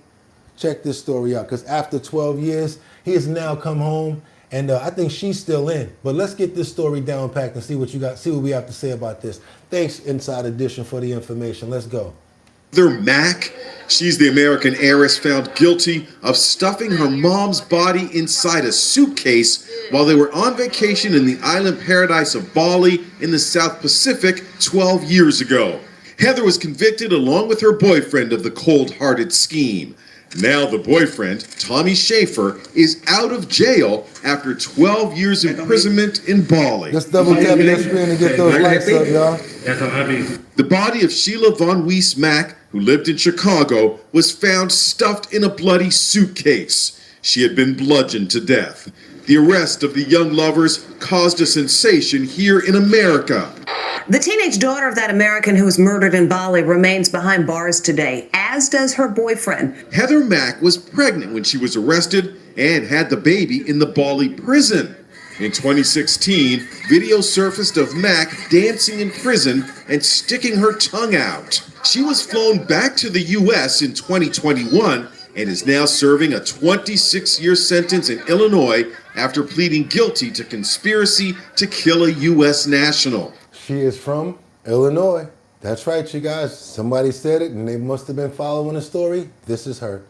In this video obtained by the Sun newspaper, Tommy Schaefer appeared to get a kiss from a mystery woman as he walked out of jail. He ain't even with her no more. They're gonna off your moms with this creep, and now he got another girl. God is good. Enjoy life. He was accompanied by local immigration officials as he was driven away. Journalist Andrea Dixon says last night she spoke to Heather Mack about the surprise development. She was shocked that he was released from prison. I think she was quite speechless about it. She expects Schaefer to be taken into custody when he returns to the U.S. Arrested upon arrival by the FBI. We will see. And again, thank you, Inside Edition, because we go everywhere to find information. We go to Bali, told you. We keep it moving on over to any place. Cuba, we keep it moving, you guys. Double tap that screen. I really would appreciate it. We're trying to get those likes up because I really would love to give out those decals as well as those free keychains once after we get over 500. All you guys are going to have to do is go ahead and go to my email address, bridgethisllc@gmail.com. That is bridgethisllc@gmail.com. Put your address in there, send a little shout out, and we're going to pick 4 people that's going to get decals and 3 people that are going to get keychains. Let's keep on moving forward. Atlanta/Cherokee County. We got Marcus Turner, said by the DA's former church director, who sentenced after the number 6 crimes involving teen boy. It's 25 years without parole, you guys. Let's get into it. We got to watch out for all of these administrators now. You can't even trust the reverends and the preachers and all of these people that have high areas. We never know what they're up to when it comes down to the children. Now to this, a former church leader in Cobb County now has pleaded guilty to child sex crimes. Prosecutors say 34-year-old Marcus Turner molested a teenager who attended his youth group in 2023. He held a leadership role with Worship with Wonders. The case was handled in Cherokee County, where a judge sentenced Turner to 25 years in prison without parole. Okay. Now to this, a former... Yeah. People like that, you guys, even when they're in, what do they call it, the clergy, and when they're the sheriff, when they're the teacher, the damn dentist, you can't trust nobody nowadays, y'all, with nothing. You got to be like this now. And I'm not fear-mongering out here, but we just like to be on point and stay smart. Straight up, we got to. We got to go over to Pittsburgh right now. 18-year-old high school senior faces over 300 felonies of child number 6 schemes and catfishing. You guys, it's not me. I like to go to every single state and see what's going on there. Whatever really is the main story there, I bring that to you if it makes any sense or if it's on topic to what we talk about. When we talk about children and things like that, I have to make people smarter to understand, because stories like this can actually help you with what we talked about earlier. Sitting your 18-year-old down or your 8-year-old down and showing them stuff that will help them to understand why we're so hard on them about being the way that we are. Double tap that screen and get those likes up. I want you guys to see what's going on with this high school senior that faces over 300 felony charges. We're following a developing story tonight in Peters Township, Washington County, as a high school senior is at the center of a sextortion scheme. Good evening and thanks for joining us at 10. I'm Josh Taylor. 18-year-old Zachariah Myers now faces more than 300 felony counts of catfishing and sextortion. KDKA's Ricky Sayer is live in Washington County with what parents in the area are saying about the disturbing allegations. Good evening, Ricky. Yeah, good evening. This high school senior is being held at the Washington County Jail. He was arrested and then arraigned, all happening this morning, and his bond was denied. 300 felony charges, at least 21 listed victims. 1 18-year-old behind bars. I mean, I was shocked. I mean, that's a lot of information to take in at once. It's overwhelming. Peters Township High School parents like Jason Brovak have been forced to talk about it with their kids. One of their peers, Zachariah Myers, is accused of what police say is running a large-scale criminal enterprise involving catfishing and sextortion. It's gruesome. According to the criminal complaint, police believe the high school senior messaged the teenage boys on social media apps TikTok and Telegram. He pretended to be an adult film star from the Netherlands. Police say Myers asked the victims to send nude photos or make pornographic videos. Police say 14 boys sent pornographic images of themselves Brovek says he's had conversations with his teens about internet safety. If you don't want something on the internet, don't take a picture of it. The reason why this is scary is because sometimes they start extorting you. If you don't send me money, I'm going to put these pictures out and let everybody see you. If you don't do this, if you don't do that. Sad part about it is you're talking about students here. So what happens? They get stressed out. A lot of them, they commit suicide. And you never know why your child has done something or whatever, because it could be something like this. Such a way that the things get swung around, and people out there, they don't care. They're sick. Their minds are crazy. And if the person is already sick and crazy, imagine how they're going to represent themselves when they're online. Police say all but one boy thought they were communicating with an attractive young female. They're 14 to 17 years old. Police say one boy told them Myers coerced them into filming himself having sex with 2 separate men. The complaint also says 10 males were filmed inside the school's wrestling locker room. The school district says there is no immediate safety risk and that the safety of their students remains their highest priority. It needs to be addressed, all the bullying. Somebody said it right there. Batty Lynn says, my second cousin attempted because of a similar situation. Exactly. Needs addressed, all the hazing needs addressed. His mind still drifts to the victims. Your heart breaks, these kids got, put in a position. Pray for your cousin, Batty Lynn, and hopefully it never happened and then they're fine and they made it through the situation and got stronger. And we love you.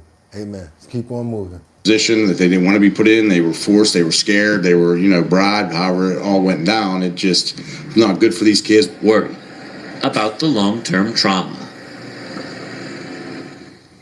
Now, Peters Township Police says that this is offering a good reminder for parents, saying that you can never be too careful when it comes to paying attention to what your kids are doing online. And we also know from police that they were able to find connections on this 18-year-old's phone to the victims, and they said that as they analyzed this phone more, that there could be additional charges. Oh, boy, again, so he was doing slick stuff like that, acting like probably was a female pretty model or something, saying, ooh, send me pictures or whatever, and then boom, once they got what they wanted, used it against them. I really would appreciate you guys if you double tap that screen. Feel free to take our ideas on, and if you have some pushback on our idea, let me know why you wouldn't want to share this information with like a preteen or a younger adult to help the story go smoother with yourself when you're trying to explain to them, look, this is why I tell you to be at home at a certain time. This is why I give you curfew. This is why I make sure you dress a certain way. This is why I want you to let me know where you're at all times. People like this and creeps, all sorts of different people, you never know what's going to happen. And then make sure you guys are going online, take that phone from them, look at those apps, go to those messages and see what they've been talking about. They might not like it, but you got to do what you got to do. Let's keep on moving forward, you guys. Let's go over to Miami. Hialeah, where over $2 million worth of counterfeit jewelry was sold.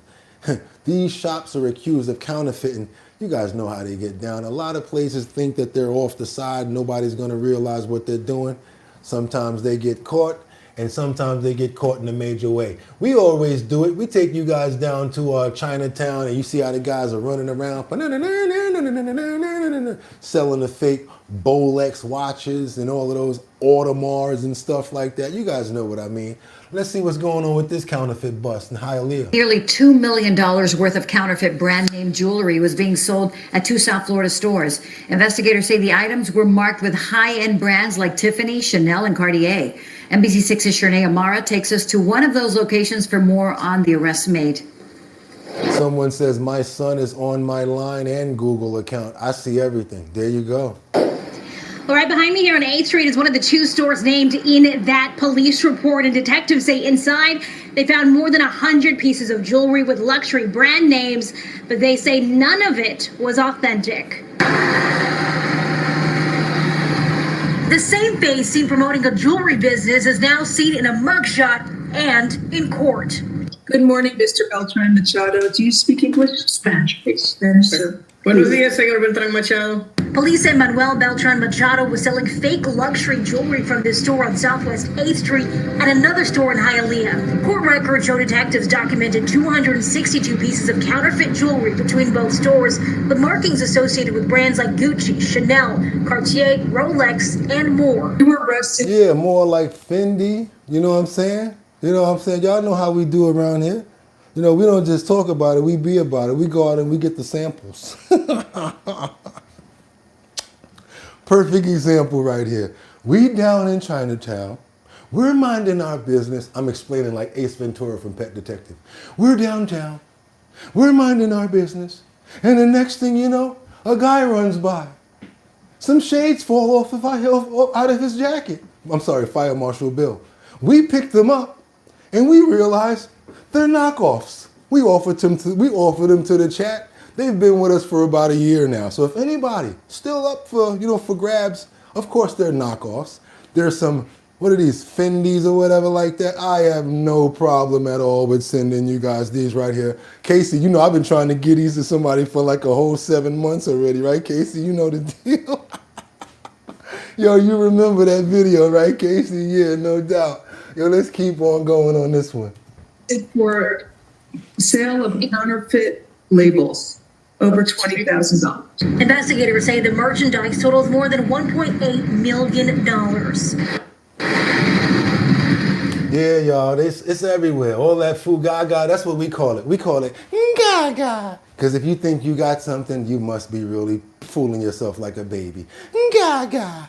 That's right, it's fake. Let's keep on moving forward, you guys. Imagine Trump explaining that. That's right. It's not real, guys. It's all fake. So don't go out there messing with it. Let's get on over to California, Orange County to be exact. But I would appreciate if you could double tap that screen to get those likes up. It gets more people over here to see our show. If you have not subscribed, don't y'all know it's free? Becoming a member costs a whole $2.99 a month. Ooh, Bugatti, you got us up against the wall. Not bearing the fact that you get up every day to do this for us and bring us all this fantastic information.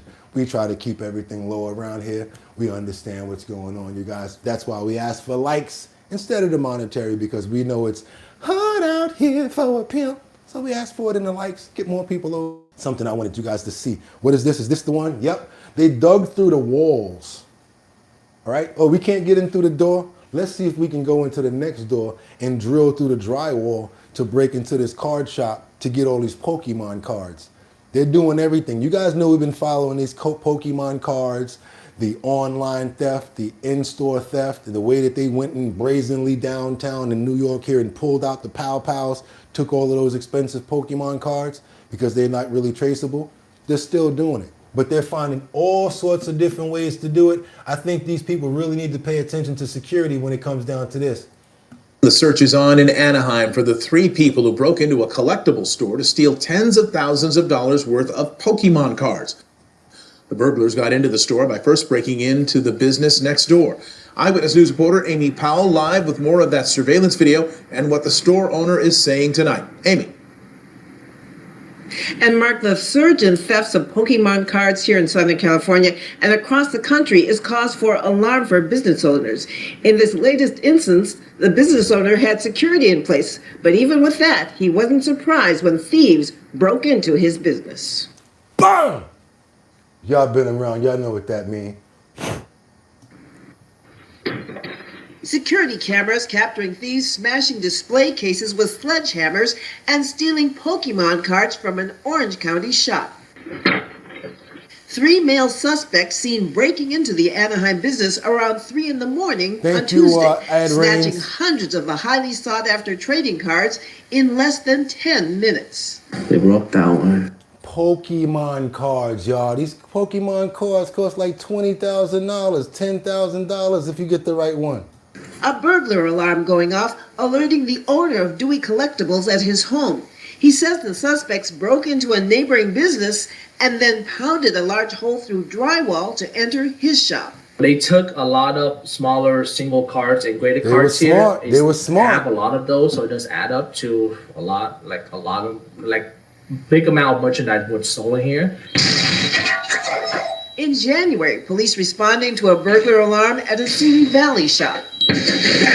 Surveillance cameras rolling as several thieves broke glass cases and snatched items. No suspects were located, but officers found signs of forced entry. The owner says the thieves made off with around $500,000 worth of cards. Collectors and investors paying thousands of dollars and even millions for high-value trading cards. Social media star Logan Paul selling a rare Pokemon card for a record-setting $16.5 million. The crime spree affecting cities across the nation. When he bought that card, I think he got that card for like $6 million or something like that. I'm not sure. I think he either said he paid $6 million for that Pokemon card or 6.5, something like that. He just sold that card for $16 million, a Pokemon card, a rare Pokemon, and I think it's I'm not sure if it's a Pikachu. I can't tell you exactly. You guys will let me know. Let's keep on moving forward. Some people say how sad for the owner. Other people say money laundering. That's right. Also, because you definitely can do that. Another person says, let me say it, wonder if they're down with it. Business getting slow, can't sell some cards. Inside job possibly. Let's double tap that screen to get those likes up. We never know what's going on. Let's keep on moving forward over to Colorado. Story I've been holding on to for a while. I gotta tell you guys, it's been in the kitty for a minute, and now I'm gonna let it out because I think that we're ready for it. We gotta go over to Colorado. We got a situation where this animal hoarding case and these dogs, they need the community support as much as possible. If anybody can help, if it's still going on, I think that we should try our best. Colorado, anybody in Colorado, if you can do anything as far as trying to send some money, whatever we can do, I think we should try on this one. Last week, we told you about a concerning animal hoarding case out of Montgomery County. Sheriff's deputies and animal control seized 42 dogs from 2 different properties there. All of those dogs were taken in by local animal shelters, and now the Humane Society needs your help to care for the dogs until they get adopted. WKYT's Lissa Williams shows us how you can help in our top story at 6. Here at the Gateway Area Humane Society in Montgomery County lives dogs like Elvis, a sweet mixed breed looking for his forever home. Dogs are just the best animals. Even if you put them through this horrible situation of hoarding where they were basically neglected, they just bounce right back when you give them love. Humane Society volunteer Catherine Taylor says Elvis has received a lot of love since he and 41 other dogs were seized from an animal hoarding situation last month. The Gateway Area Humane Society took in 14 of those dogs, and while volunteers are eager to help dogs in any way they can, taking on 14 dogs at once can be difficult. It does cost quite a bit of money to raise these kind of dogs and keep them happy and fed and warm. Taylor says the Humane Society hosted a Valentine's Day raffle that brought in $520 to help care for these dogs. Man, I know they can do better than $520. I'll give up whatever they got, whatever we get this month to take care of these dogs, whatever we could send. I'll match it. Whatever we make this month, I'll put it up and give it to this situation right here, to this animal section shelter in Montgomery County. We've done that before with Lynn and Nova and other people. Yeah, that's what we're gonna do this month. With this tape, we're gonna give this to Montgomery County. We're gonna send them a check. That's what I'm gonna do. Ain't got nothing to do with y'all, but just to let you know how we getting in front of ourselves as representation, numero uno from our bottom line. Our take is gonna go to Montgomery County this month. Let's go. But they're doing another raffle alongside the Montgomery County Animal Shelter and Love for Paws. If you buy a ticket or donate a bag of dog food at any of their locations, you have the chance to win prizes. But the real prize is ensuring these dogs get the care they need. We are 100% funded by donations. We're run by volunteers. We have no paid staff. And so it's very important for them. 100% funded by donations. They have volunteers. They do not have any paid staff. The community to lend a hand when they can, because that's the only way that we can do what we do. Montgomery County. Taylor says none of the dogs brought in were spayed or neutered, so once they complete that, they'll be ready for adoption. All of these dogs are just so loving and just want to cuddle, and you can feel that they're grateful for the care that they're getting now. I got you. Somebody said, sadly, there's tons of shelters like this. If it's not this one, let's go do it at another shelter close to us. helping dogs like Elvis have a great stay until they find their forever homes. In Montgomery County, Alyssa Williams, WKYT. Y'all know what dog is spelled backwards? Come on now. You know we started off early with that story because everybody be running and I don't get a chance to get these stories out. So I had to put it in a good place to make sure that the majority of people saw that. Because over here at Our Bottom Line, we love the animals and we mean it. I don't know about no snake or nothing like that. You know what I mean? We're going to show them some love. You know, I'm just like Ace Ventura, Pet Detective, when it comes down to it. I'll run with the bat. I'll try to still save the white bat. You know what I'm saying? But at the same time, we rather the other pets. You know, we got to show love over here. So let's go ahead and pray for Montgomery County, that rescue, as well as all of the other rescues and shelters. And I will be amongst one of you very soon. I can't wait. I'm trying to do it by next year to get our rescue going as well. Our bottom line, our own rescue, to try to start taking care of our own animals and making sure that we do our part. I'd love to be doing Our Bottom Line from a rescue with a whole bunch of dogs and cats around me or something. That'll be fire. Using all of the money for them. Amen, you guys. That's right. We love animals. Keep on moving forward, you guys. We got Flo Joe. Thank you for caring. May God continue to bless you. That's right. I appreciate you. Let's keep on moving forward over to Detroit because you guys never fail to give content, just like Florida sometimes, most of the time actually. We got some drug dealers who we need to start finding out what's going on, especially if any of our family members are living at this senior place on the east side. They're forcing them to deal with drug sales right in the front of them and in their own homes. You guys, you know why they're doing it? Because they feel like they can actually get money from the probably the seniors that are on it. They probably keep their social security cards until their checks come in and then they get the money from it. You know how that scam goes, and they got a lot of other ways to do it. But right now they're getting fed up with it on the east side of Detroit, and it made the news. Let's go. Seniors living in apartments on Detroit's east side are dealing with a troubling problem. Drug deals now, y'all tell me and addiction. Tell me that don't look like the building from Martin. Look like they were starting off Martin Lawrence, and it happened to be in Detroit. Let's go, y'all. Apartments on Detroit's east side are dealing with a troubling problem. Drug deals and addiction right inside their building. You know, this is a story we first learned about thanks to a tip into our help desk. We reached out to Detroit police who say senior apartments have become a target for dealers. That is because many older adults struggle with pain and dependency, making them vulnerable customers. Kyla Russell uncovered details about a recent drug bust and wanted to learn more. This right here is about 1,000 grams of baking flour, but the equivalent to that, about 1,000 grams of cocaine, was found on February 5th in the 8300 block of East Jefferson. That's right behind me where at least 3 senior apartments are. Police tell me that's not uncommon, but I want to give you a face to this issue. Mr. Cook lives in a senior apartment on Detroit's west side. He's called or texted me for weeks, saying the daily drumbeat of drugs in his building is a constant burden. And you can see him doing deals. You know, like the guy used to come out and he was on the first floor. I'm learning he isn't the only senior in this situation. Why do you think they target senior apartments so much? Because a lot of senior buildings, some people still, they do drugs. Police say there's a deeper, dangerous reason for that. A lot of times we'll see senior citizens engage in whether it's pain management or having a history of medications being prescribed to them. Right. They'll develop a dependency. Many will turn to street drugs. I asked Captain Stewart about the bus. He says they have to raid apartments regularly. There's a willing customer base that's inside. They say it happened right on this stretch of street. So the way it happens is, hey, I know you don't got no money until the first of the month, but if you let me set up here, I'll make sure that you're good and I'll make sure that you're straight and I'll give you something, you know? They got that going on too. They probably have the situation where they're holding on to people's social security cards and going with them to get their cash their checks every month too. You guys, y'all know what I'm talking about. I know the other side of this game. Let's go. Let's keep moving. Street. Drive along East Jefferson, you'll see a string of senior apartments in this area.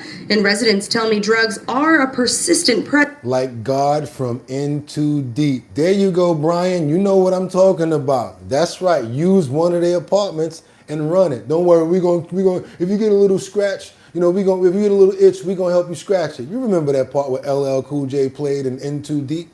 Do your boy a favor, double tap that screen. Let's get those likes up. Presence. And if your family members are dealing with something like this, or if you're dealing with it, I'm just gonna tell you one thing. It's not easy to stop because addiction is really hard. And once you got a bunch of people that's supporting these people, all they're gonna do is bounce from place to place. After that, even if they take out the source, there's another chance of more people coming in to take over whoever used to run the operation. At a lot of them. At the bust, they found 1,000 grams of cocaine, almost 70 grams of fentanyl, 1,903.5 grams of marijuana, $340 in cash, 3 handguns, and 1 AR-15. Inside of a senior living facility. Inside of a senior living facility. Do your boy a favor. Come on now, let's get those likes up. Altogether, a dangerous, deadly haul worth over $105,000. Unfortunately, it's becoming a recurring reality across the city. What's your message to people that are peddling drugs there? Well, my main message to them would be that right now we got record crime lows. We got a 95% filled department. We have a posture of proactivity like I've never seen it before in my time on the job. So we have time for you. Police identify the apartments with issues by looking at where overdoses are happening in older people across the city. The sad part about it is they got to wait for that in order to get a red flag. It's got to be too late for them to actually be able to do something about it. Easy target, they marks. You know, they're easy prey. Now, if you'd like to submit an anonymous tip about drugs really anywhere, but specifically in a senior apartment, you can call 313-224-DOPE. Somebody said 213-DOPE. Okay, cool, no doubt. Somebody said I need to raid a senior living facility.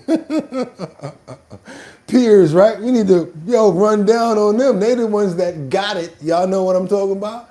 Double tap that screen and get those likes up. We got to get on over to Illinois. That's right, Illinois. Come to the front of the stage. Right? I told you we had some more for you. We got a lawsuit at a Circle K. I don't know what they're going to say about this, but an employee seemed to find, you know how James Jr. used to find, I found it, mama. Fine. You know who James Jr. is, right? You've been around for a while. You've watched Good Times. Remember JJ used to find stuff? Yeah. So guess what? Somebody found a winning lottery ticket. I mean, it's not a big deal. It was only like, what, $3 million? Person happened to work there.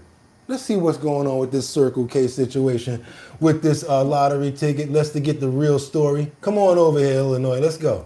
Tonight, a lottery ticket worth $12.8 million. My bad. $12.8 million. Is sitting in a corporate office, signed, unclaimed, and at the center of one of the strangest legal fights Arizona has seen in years. And that is because the store manager who found it reportedly already knew that it was a winner before he bought it. 12 News journalist Kyle Simchuk is outside the Retraction, Arizona store to break down this bizarre lawsuit. Well, it sounds simple enough. A store manager at this Circle K in North Scottsdale found a winning lottery ticket the day after the drawing, but $12.8 million has a way of complicating things, and tonight lawyers are trying to figure out who that ticket actually belongs to. It's mine. It was November 24th when a customer walked into this Circle K at Bell Road and 56th Street. They wanted to replay their lucky numbers for the pick drawing, an Arizona lottery game where 6 numbers stand between you and a life-changing jackpot. The cashier printed $85 worth of tickets. The customer paid for $60 worth and left. The remaining tickets sat on the counter. That night, the Arizona Lottery held its drawing, and somewhere in that leftover stack of tickets was a winner. Not just a winner, the winner. A jackpot worth $12.8 million. The next morning, store manager Robert Galitza came in to start his shift. According to a lawsuit filed this week in Maricopa County, he quickly learned a winning ticket had been printed at his store the night before. He found the leftover tickets and checked them, and he confirmed one of them matched all 6 numbers. What he did next is where the story takes a turn. According to the complaint, he clocked out, took off his Circle K uniform, and walked back in as a customer, paying $10 for the remaining tickets, including the one he already knew was worth nearly $13 million. Whoa. He signed the back of the ticket but never cashed in. That's because Circle K found out what had happened and intervened, taking the ticket to corporate headquarters where it remains tonight. Whoa. Now Circle K is suing Galitza and Arizona Lottery. According to the complaint, under Arizona lottery rules, if a ticket is printed, refused by a customer, and not resold, the retailer owns it, which could mean Circle K itself has a claim. Now, all the parties involved have until May 23rd to get this sorted out, because that's when this $12.8 million lotto ticket expires and becomes a worthless piece of paper. We're in North Scottsdale tonight. Kyle Simchuk, 12 News. So he took off that Circle K smock and was like, I'm coming back in as a customer. Let me get all of those tickets right there, whatever tickets wasn't paid for. And he came in as a customer and bought the tickets. And then one of those tickets was the $12 million ticket. What do you guys think? You think he should have went a little further than that and stepped out and said, I quit? Then come back and buy the ticket. Don't even come back as a Circle K employee. That would have took it even further. How about that? Hell with working here.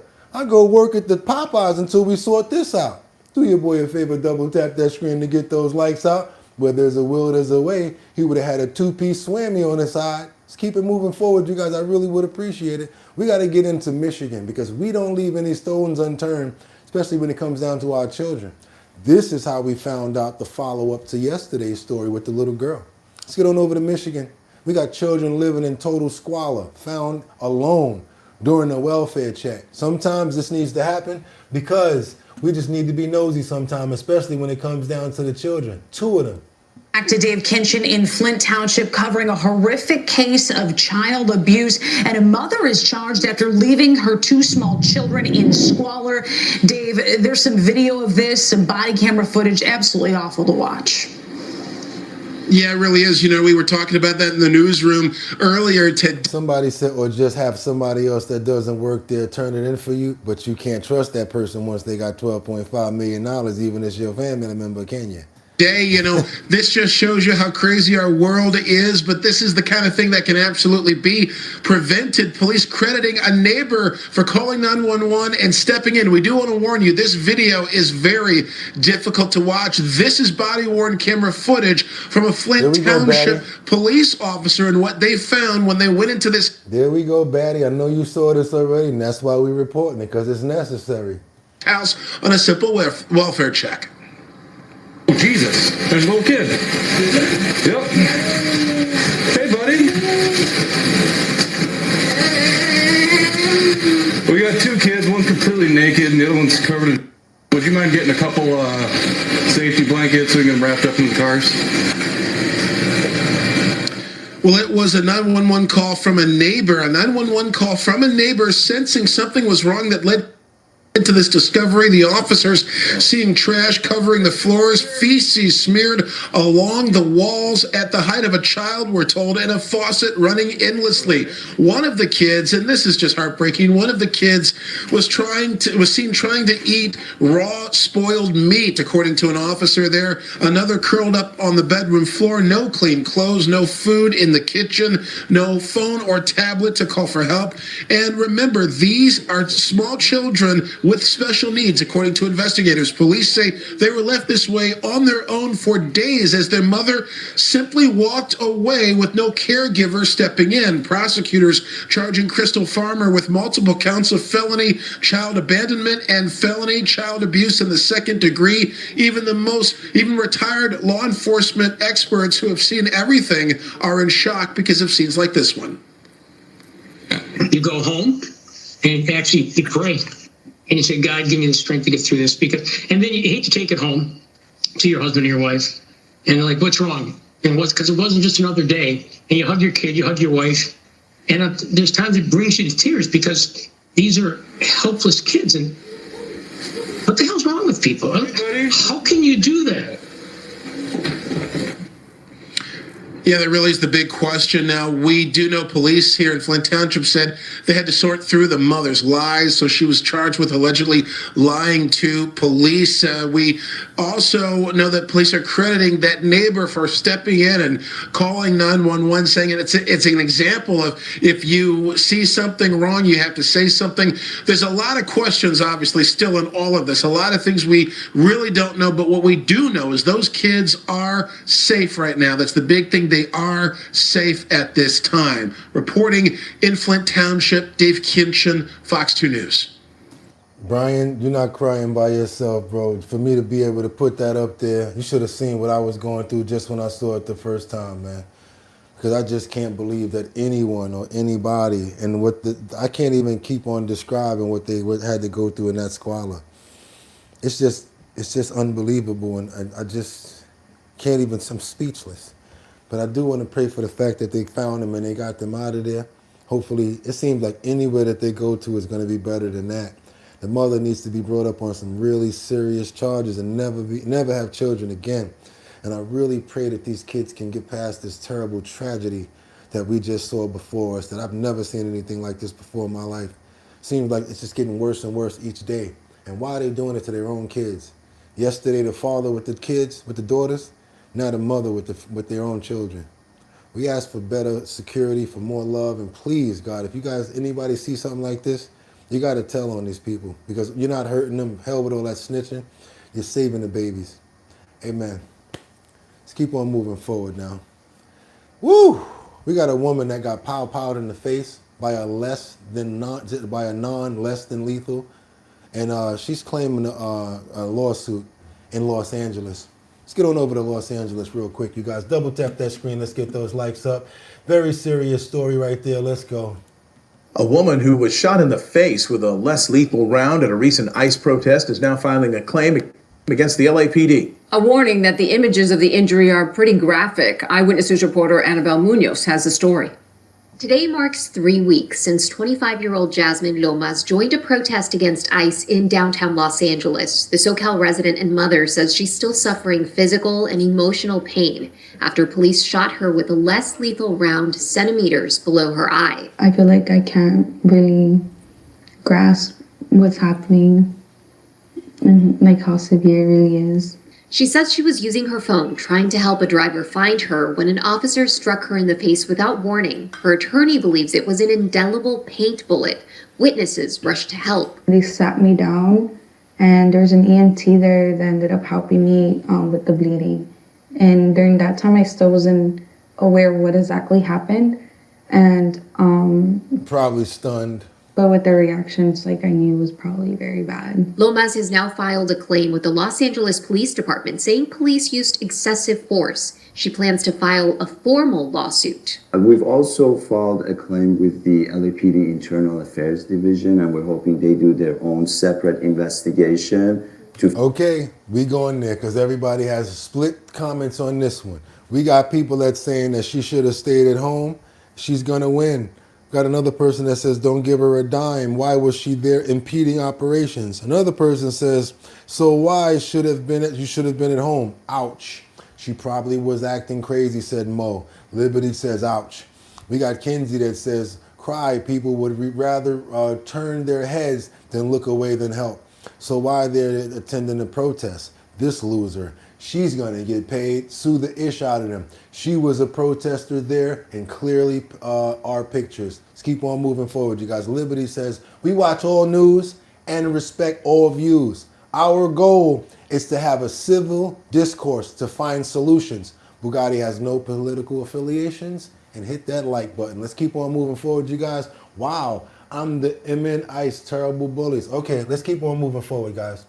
To figure out who was the shooter, what kind of qualifications they had, did they have any training to use a weapon like this, and why was it that she got hit in the face without any warning? We got more to get into right now. We hope that that comes with a solution because doom doom doom doom doom doom.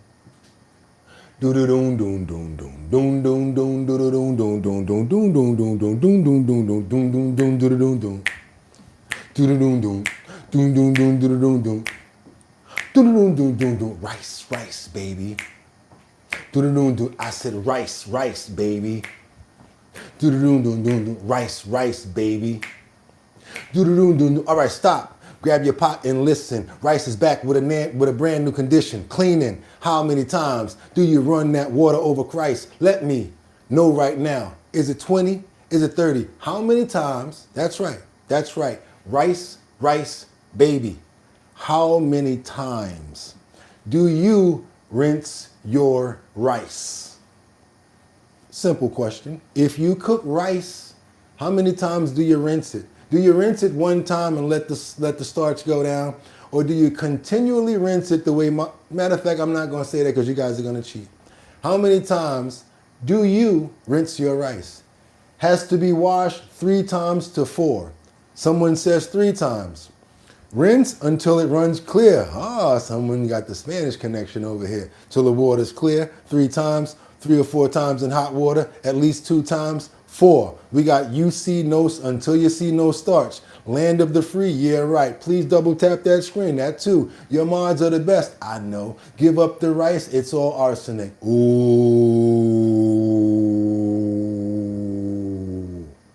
Someone said they only rinse it once. It better be organic. It better be good. It better be expensive. Because if you're only rinsing your rice one time, ooh, you got problems. She already said it. Knows what she's talking about. Arsenic, bunch of starch, particles from other pieces that have not been processed. If you're buying cheaper rice because the price is cheap, believe it or not, it's enriched. That means it's stripped of all of its nutrients, and then the nutrients are put back into it. So anytime you see certain rices like Canilla, yes, even Uncle Ben's, I'll bring it back to the new name, Ben's converted brand rice, where a lot of people think, hey, I'm going to get the Uncle Ben's. It may cost a little more, but it's better because it's converted. No, it's not. That only means that it's been pre-cooked. And why do you think it's already got another color? We got a lot to get into this morning, you guys, because that's not rice. Even though the bag says it is, I wouldn't trust it. Here we go. We've got at least 10 different brands of rice that you guys are going to want to know about, and even 5 other ones that you should be eating, and the reason why. Someone already said it, and that's another person that knows what they're talking about. Tanya, there you go. I love the fact that these people are very smart and sharp in this building today. Rice, baby. Let's run it down. Let's go. Great value rice, too much starch, and more. Synthetic vitamins. It's got niacin, mononitrates, folic acids, and they replace the nutrients by stripping it during the polishing. Are you ready to keep on going? We've got to go to Kroger, because Kroger's white rice is the same as Great Value. It's enriched. If you look at a bag of rice and it says enriched, that doesn't mean it's a good thing. That means it's been stripped of all of the good vitamins, and they tried to put that back, whether it be niacin, thiamine, or whatever the case may be, because of the harsh way that they strip these rices down. Just to let you guys know before I even continue to move forward, if you have to rinse your rice more than 3 times, don't eat it. Right now, I'm just telling you. If you got to rinse it 2 times, don't eat it. Because that cloud represents arsenic and a whole bunch of other stuff that can build up in your system. That's right, you guys. Keep on moving forward to one of my favorites, and I couldn't believe it. Because my mother's from where? South Carolina rice. Packaging as America's #1 favorite long grain rice. The claims have been for centuries old. Branding, the reality is it's enriched white rice with synthetic vitamins added back after the milling has stripped the grains of natural nutrients. Let's keep on moving forward. Yes, I said it, Carolina, and I'm stunned by it too. Come on, y'all. Whoever likes that success rice, SUCCESS, success rice. That's right. Guess what about success rice? It's like oil. It's like in a bag rice. It's like factory. They dried the packaging and portioned the bags. When you cook it at home, you're actually cooking it for the second time. That means you're rehydrating pre-cooked rice. Not good. The green structure is already factory cooking out of the bag in about 10 minutes. Let's keep on moving. The best way to do it if you're gonna eat rice Go ahead and spare the few more moments and make some real rice with a little bit of butter or whatever with some salt in it, and you guys will be fine. Let's keep on moving forward, you guys. We got another one. We got to keep on going forward because the green structure was the factory to cook in your 10 minutes. It's cooking 10 minutes. I'm sorry. Boil is just the second cooking and already cooked. That's right, you guys. We got another one. This one is made by Riviana Foods. Created Success Rice.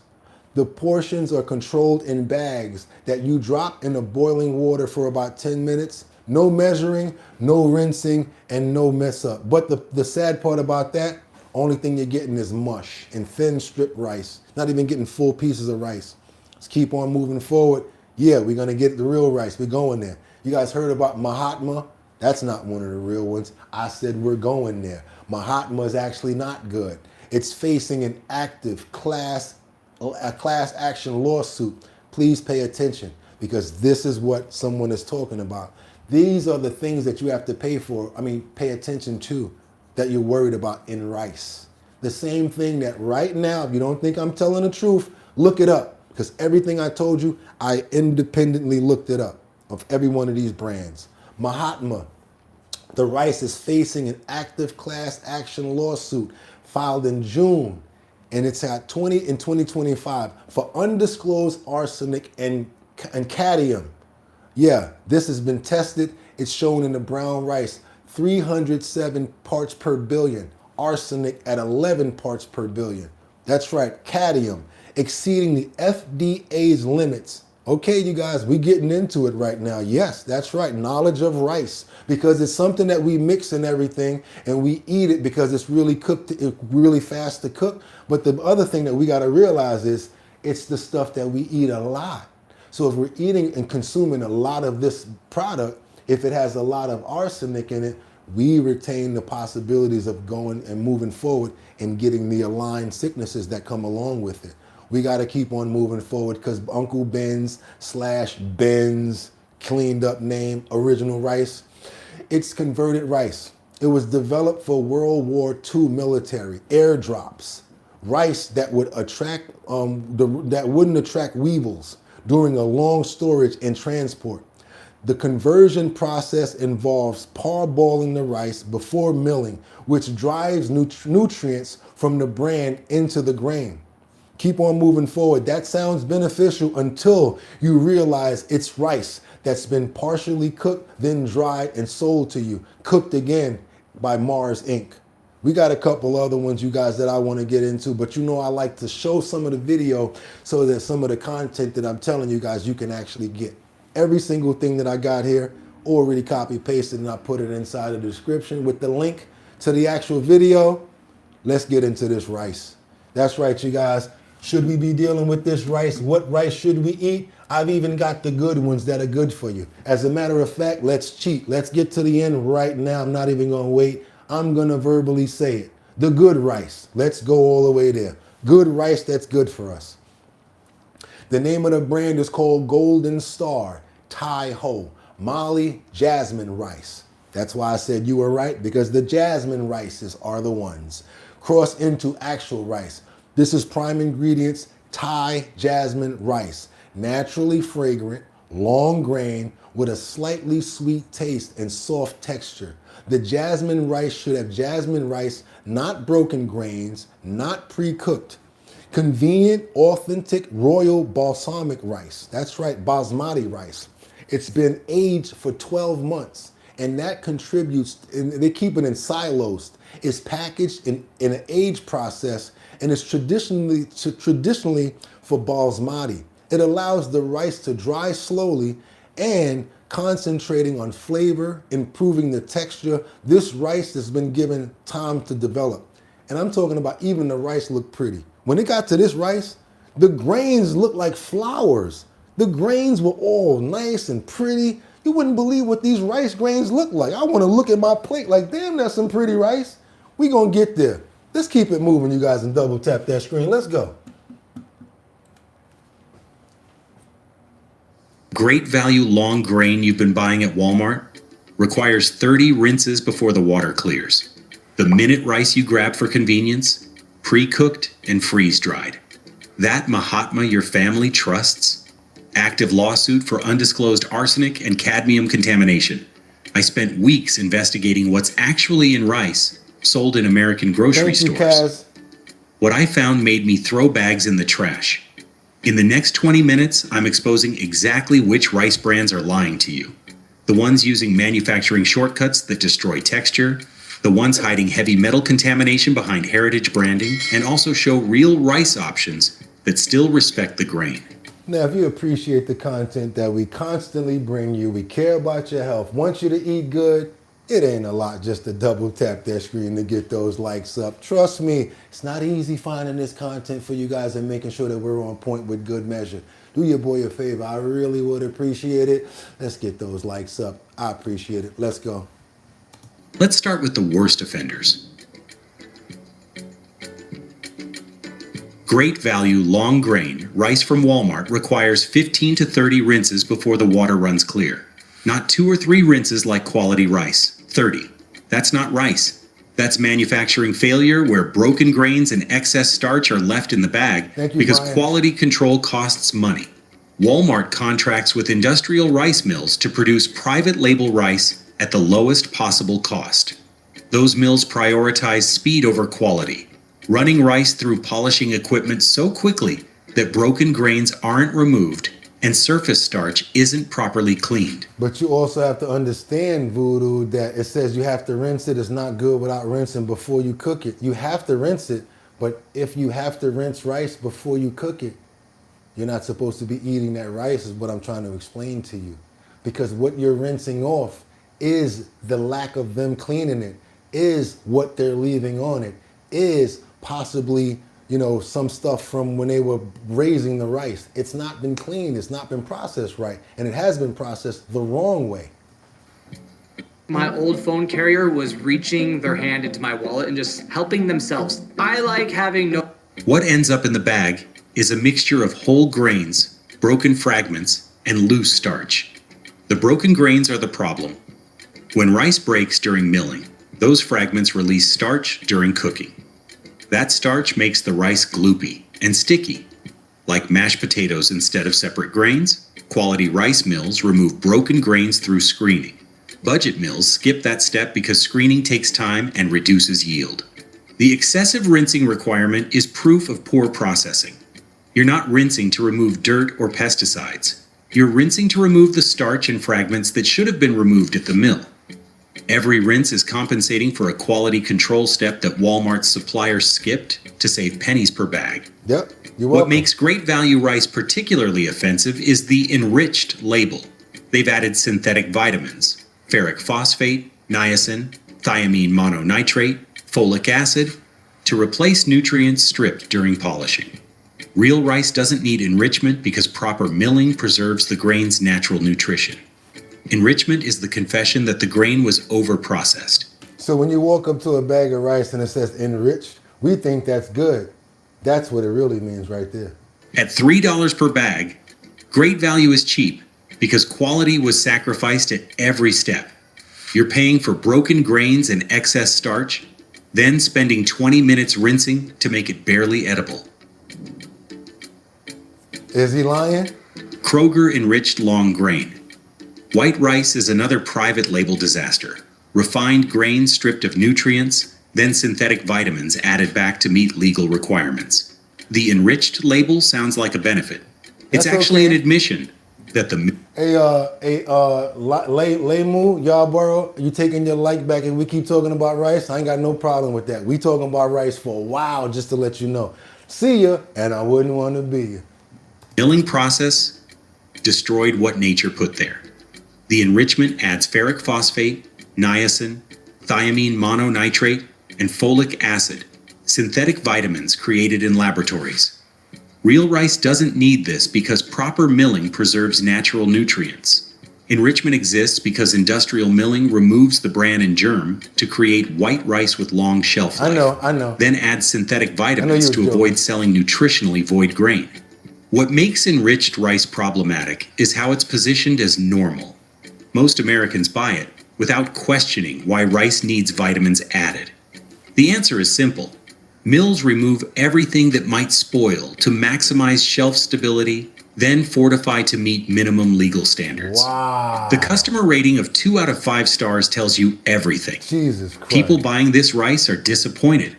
Gummy texture, inconsistent cooking, poor flavor. That's what happens when rice is milled for cost efficiency rather than quality. And one of your favorites, I know you had a bag Carolina of this rice has before. been around for one. Now tell me you ain't have a bag of this rice in your refrigerator before. Know somebody that cooked it.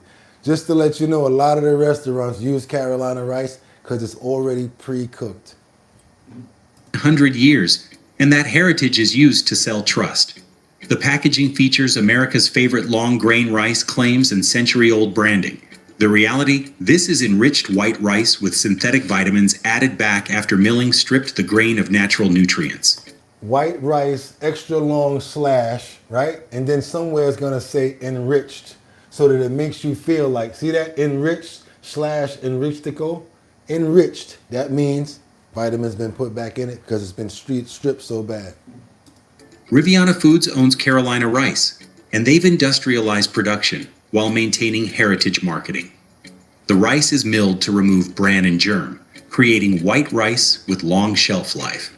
Then they add ferric orthophosphate, niacin, thiamine mononitrate, and folic acid, synthetic vitamins, to replace what milling removed. What makes Carolina particularly deceptive is how 100 years of history is used to suggest quality and tradition. And that's what'll happen. You'll have somebody go in there and be like, you know what, I'm gonna buy Carolina rice and I'm gonna just switch up and get mediocre rice just to make a whole bunch of money. The name will make people think I'm still the same person. And they do it with a lot of brands because the name is what we know, we trust. The brand has been around since the 1920s, but that doesn't mean the production methods are traditional. See, since I Modern was a Carolina child. rice is milled and enriched using the same industrial processes as store brands, just with better marketing and higher prices. The America's favorite claim is based on sales volume. Success boil and bag rice is rice that's been cooked at the factory, then dried and packaged in portion bags. When you cook it at home, you're actually rehydrating pre-cooked rice. The grain structure was destroyed during factory cooking. Your 10-minute boil is just the second cooking of already cooked grain. Riviana Foods created success rice. And there is no way I would want to cook my food in a plastic bag and eat out of that. There's no way. It just don't make sense. Not to me. For maximum convenience. Portion-controlled bags that you drop in boiling water for 10 minutes. No measuring, no rinsing, no risk of overcooking. Okay, one that we know very well. Not actual properly cooked rice. Looking for tax Mahatma. Now there are I know you guys have seen this everywhere. Walmart, Trader Joe's, everywhere. Mahatma. deserve. So hand off your taxes to a local TurboTax expert today. 3 moms sitting down at the same time. Yeah, you got me. Y'all got me. Let's go. Mahatma Rice is facing an active class action lawsuit filed in June that is 2025. This is how I find out what to really look for because it sent up the red flag. What is the lawsuit about, Bugatti? I found out, right? And I said, that must be what they actually look for in all rice. And that's why I know now what to look for in those levels in the rice. For undisclosed arsenic and cadmium contamination. Testing showed brown rice with 317 parts per billion arsenic and 11 parts per billion cadmium. They in a lawsuit right now. That person said that that's what you eat. Stop eating this crap because of the simple fact that they're already under a lawsuit active right now. Mahatma Rice is facing an active class action lawsuit filed in June that is 2025 for undisclosed arsenic and cadmium contamination. Testing showed brown rice with 317 parts per billion arsenic and 11 parts per billion cadmium, exceeding FDA limits. The packaging says 100% whole grain, non-GMO, and certified gluten-free. You got to really know what you guys are eating, pay attention, do the work, because if you're putting it in your body, you're giving yourself, that's where you're trying to get your energy from. They're lying to you. We really need to know what's going in our body.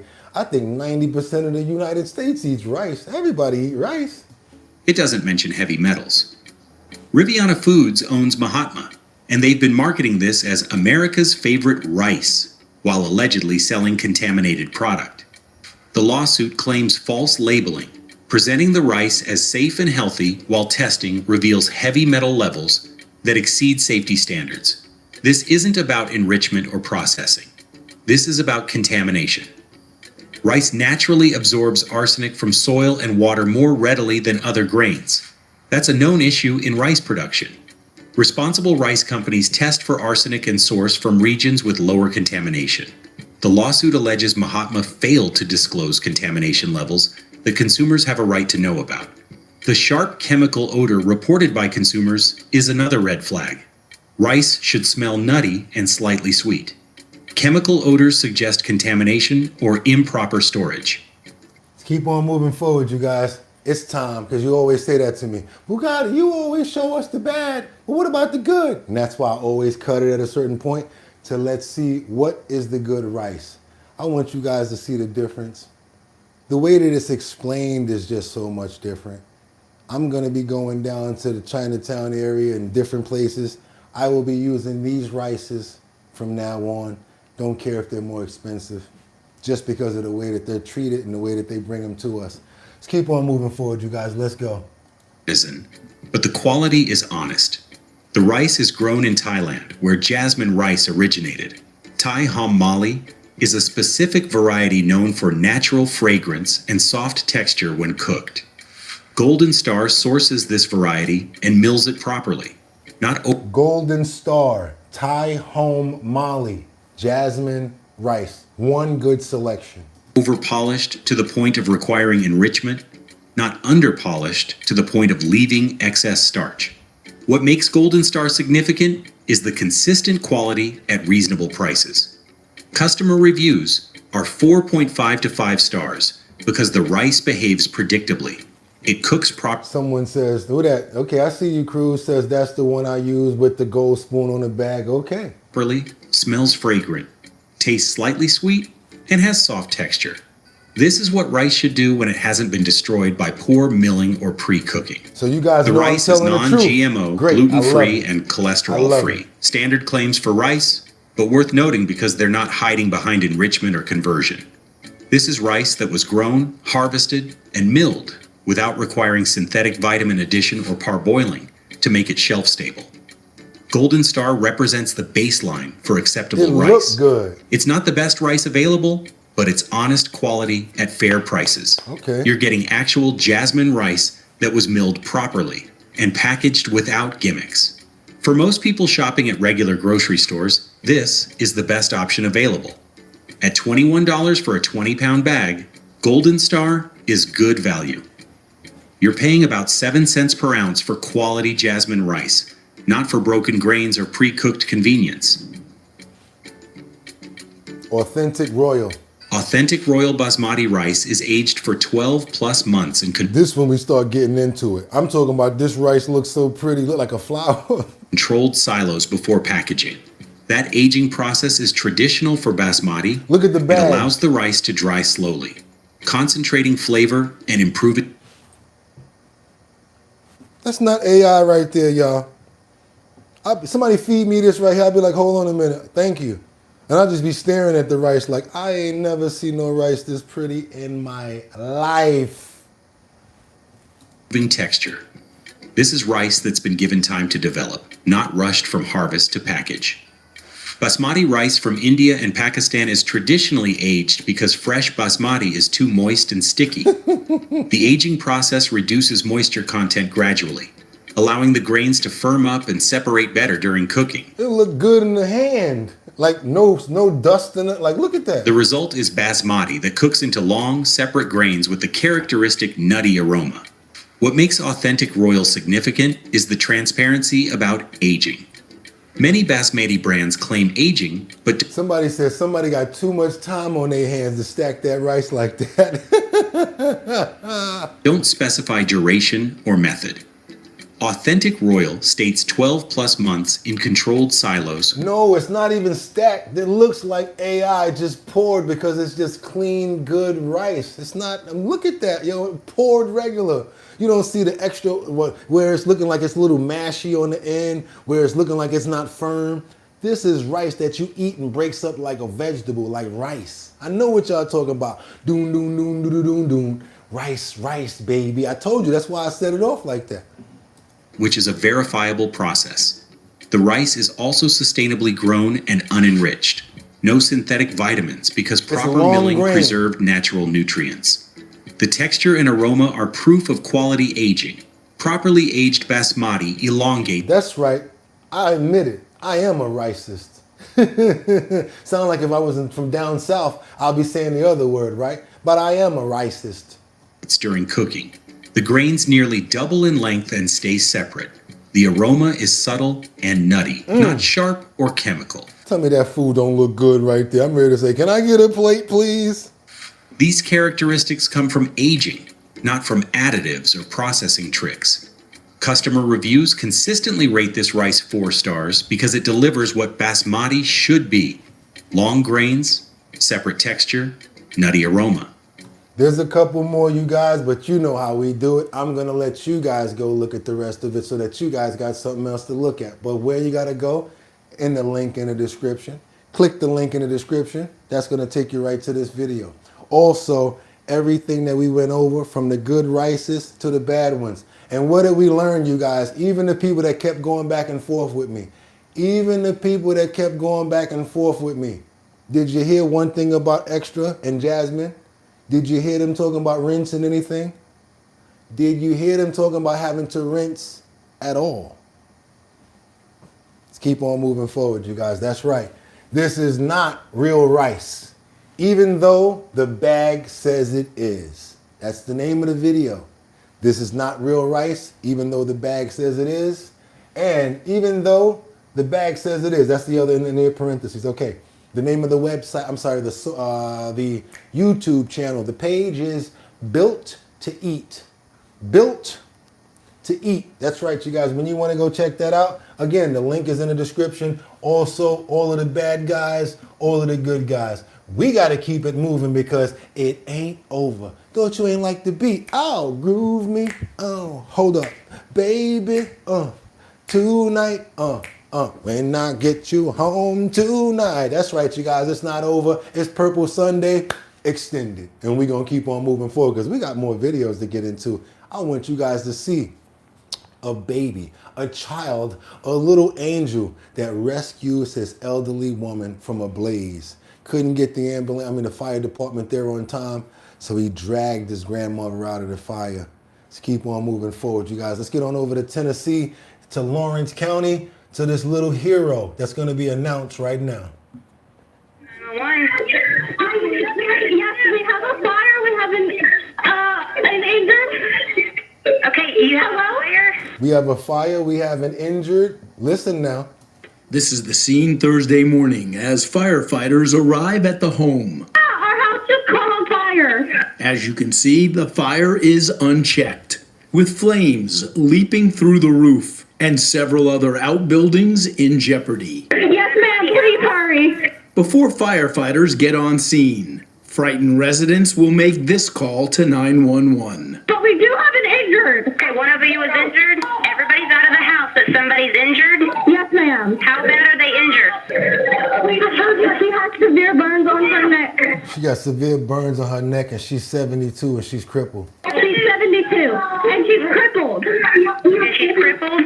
Yes, ma'am. According to Tyler McDowell, director of the Lawrence County Fire Rescue, a senior citizen with limited mobility will make it outside to safety thanks to a 12-year-old family member. But is it your understanding that without a 12-year-old assisting her grandma, this may have ended much differently? Yeah, 100%. A child made a decision to help somebody out of a house that some adults may would have trouble overcoming the fear. Obviously, she sustained some burns in doing so it tells you that the conditions inside the residence were very dangerous at the time. And obviously, she had to make the decision that somebody else's life was more important than hers. You've been in house fires. I mean, what's that like when they're starting to burn and you're faced with that kind of situation? A lot of times for us, it's total darkness, extreme heat. It's very disorienting. It's a huge thing for somebody that's not trained to do that and not wearing the protective equipment that we wear to be able to execute a rescue like that. 12 years old, went and had the audacity and the strength to go do it and got her grandmama up out of there, boy. High heat conditions, when you don't have any of that equipment on, you're inhaling toxic gases that are superheated. They'll kill you in really a matter of seconds. Officials at Vanderbilt Medical Center tell me the senior is currently in stable condition. Andy Cordan, News 2. Woo, I see a hero that needs to have a crazy type of GoFundMe with all types of scholarships and funds and things paid for right now. Need to have a whole red carpet laid out for her. That's what I'm talking about right there. And that's what I'll be saying, you guys. We don't always pray for the bad. Sometimes we get a good chance and we love it, Lord. And thank you when we pray for the good, for the life that was saved, for the 12-year-old that was not letting her grandmother go without a fight, for her to go against all odds and save her grandmother. I love stories like this. Amen. That's right, you guys, keep on moving forward. That's right, it ain't over. It's Purple Sunday. Let's turn up. Incredible moment. A bone hunter. I don't know how real this is, you guys. Tell me if this is AI. Looking like he done found a bone like Dino from the Flintstones. This guy over here says he found a prehistoric bone. Right, yeah, prehistoric bone while he was going around and hunting massive prehistoric femurs. I guess this is what he does. Here we go. Oh, there's ice in the water. Come on, baby. Be real. Be real. Please be a big bone. Is it? Oh, I think it's... Is this true? Is it? Oh, I know that feeling. Oh. We're going to have to substantiate this here. We're going to have to really look into this and see if this is true right here, my man. Oh, my God. I'm talking about he found a dinosaur Dude, bone. it is. Oh, it's so heavy. Oh, my God. Oh, oh, it's 80 pounds. Wow. Oh, I'm in the ice. Yeah, that might be something you made in your garage, my man. I don't know. That could be fake, right? He went down in the water talking about, I don't know if that's true. I'm not standing behind that story right there, but I brought that to you guys to let me know. You guys think that's real or not? Over here looking like Fred Flintstone with a big old femur bone about to take it back to Dino. I don't know. Let's get back over to the Swiss Alps, what we reported last week. Got a terrifying moment where an avalanche slammed into a train in the Swiss Alps. You guys remember the last time we showed you something like this? They was busy on their phone talking about, oh, we're going to take a video. Next thing you know, they got the avalanche all over them. I hope they learned from their last mistake, y'all. Let's keep on moving forward. Because you know like a normal one? You know how some people are. They want to go see what's going on. Uh-oh. Are we going to be okay? Uh-oh.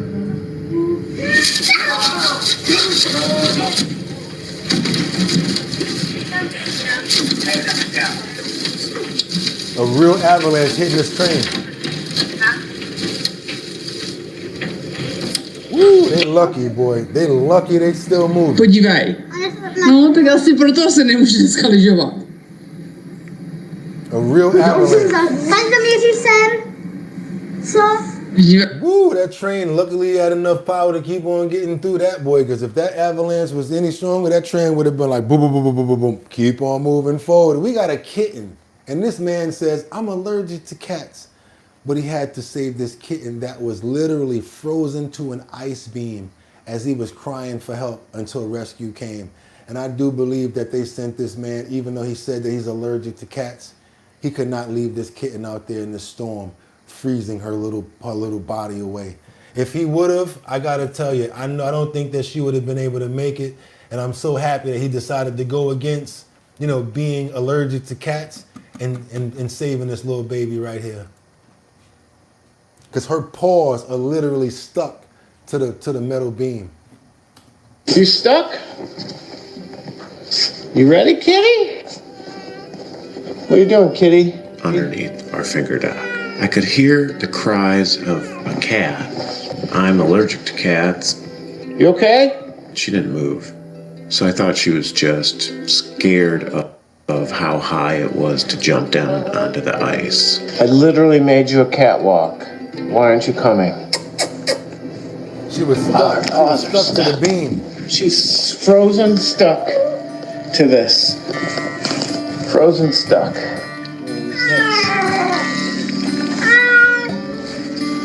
that gonna work?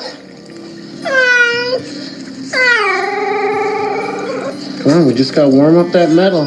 Get your little paws off. There it is. So we gotta warm up that metal. Get your paws off. He's warming up the metal. Go. There they go, little paws. Get your That kitty was like, yeah. Somebody heard it. little stinky paws off, Ted. Come on, come on. She's stuck down here. You gotta get off. I'm with you. You got it, Bubba. Get off that one piece. Gotcha, Bubba. You're free. You okay? Let's get you out. Now you gotta keep him. Out of here. When I took her to the vet, I'm save you, Bubba. the vet wasn't actually in.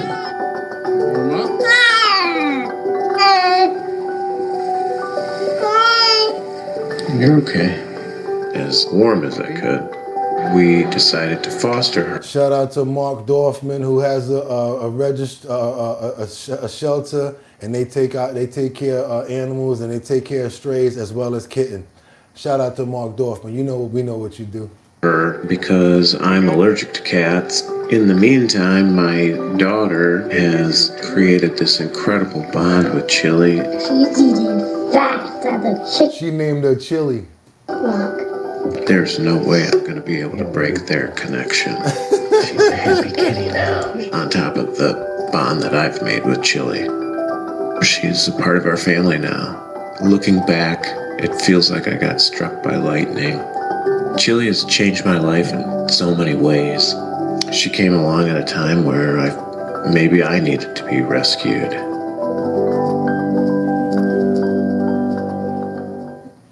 That's right, you guys. You know how we do it around here. Chili and Brian at the Chili Cat at ChiliCat35. That's right. Special thanks goes out to them.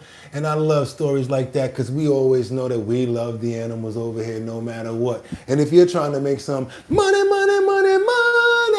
hit that link in the description. And guess what? There's 2 surveys in there today, you guys. You'll be able to make some money on Purple Sunday, and I will too. I think there's about $520 worth of surveys. That's right. Go fill out a survey. You'll make some money, and I might get a little tip for hooking it up. That's why I put them up there, just to let you guys know there's nothing being hidden here. We've also already researched and made sure that they're always official. And guess what, you guys? You got a business. You're trying to promote your business and get it out there. Traveling salesman. I don't know what you do. You could be a reporter or a lawn doctor or maybe an auto mechanic. Whatever you do, we want to help you over here because we're on our way to 70,000 subscribers. And that means as a family, as a unit, we can share in the area when it comes down to promo. So if you guys would like to promote something, we can put it up in the post notification area. That's right. In YouTube's post notification area. That's where you send us your promos and we'll put them up for you. But they have to be in a 1080 by 1080 size frame to fit. That's not my requirement. That's the size of the template that YouTube requires. And yes, you know where I'm going with it next. If you've been here for a while, we're going to be talking about none other than the Show Your Talent search. That's the talent search that's in Ready, Manhattan, Bronx, Brooklyn, Queens, and Staten Island. And if you win, boom, Funky Fingers Productions. That's where I got it from. Boom, that's right. $250 is what you're going to win in those boroughs. After we bring everybody together, one person is going to win, boom, $1,000. That's right, you guys. That's how we do it. It's the Show Your Talent search. And how do we do it? You guys pull up to the location. Let us see your talent. If it's good, boom, you'll make some money and we'll be grateful about it because guess what? After we get everybody together, I want to see who's going to go up against each other. Even that one person that's going to chime in online right here and press the button because we always go live. That makes it bigger than just the state that we're in. And we also make sure that one person can actually be a part of the Show Your Talent search. So if you want to be a part of the talent search where you could probably win up to $1,250 if you walk away clean, that's right. Go to the website, www.drinkbigdrip.com. That's right, www.drinkbigdrip.com. Go right to the first page. You're going to see an area you can put your email into. All you got to do, load your email in there, and we're going to keep you updated on where we're going to be, what we're going to be doing. And also, you guys already know me, myself. I'm the host, BOOGOTTINYC. Like I said before, sponsored by Big Drip Hard Punch and my DJ. Y'all know my DJ, formerly of Black Ink Crew, Miss Don Dada, DJ Don Dada. It's my DJ, as well as her being an executive producer now. So we look forward to seeing you guys at those events, because guess what? Mark Dorfman pulled up to the one in Staten Island, had a couple of other friends pull up in the Bronx. You guys, we're gonna have other locations, and if you can't make it in the physical form, we made it so you can come online and be a part of the show. I want to see your talent, see if you can win some money. And guess what, you guys? That's right, it's Purple Sunday, one of the best days of the week for us. And another thing, my favorite is tomorrow. That's Monday, because what they got to do, Liberty, they got to pick up the phone. Ow, ow, ow. I'm on. That's right, business time, you guys. If you know, like I know, right about now they're not going to be doing nothing because it's the weekend.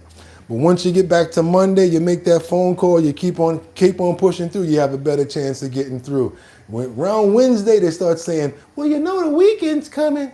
So that's why I love Monday so much, especially when it comes to business, because on Monday, they got to pick up that phone and get to business. That's the best day to try to push through, you guys. Just a pro tip if you're interested in knowing. But guess what we got to do before we get out of here? Something that we never forget, because we couldn't have started it if we couldn't have started it right if we didn't do this. And we got to end it the right way as well. I'd like to pray for every single person that's in the chat. Go ahead and put your comments in, because I want to see your name.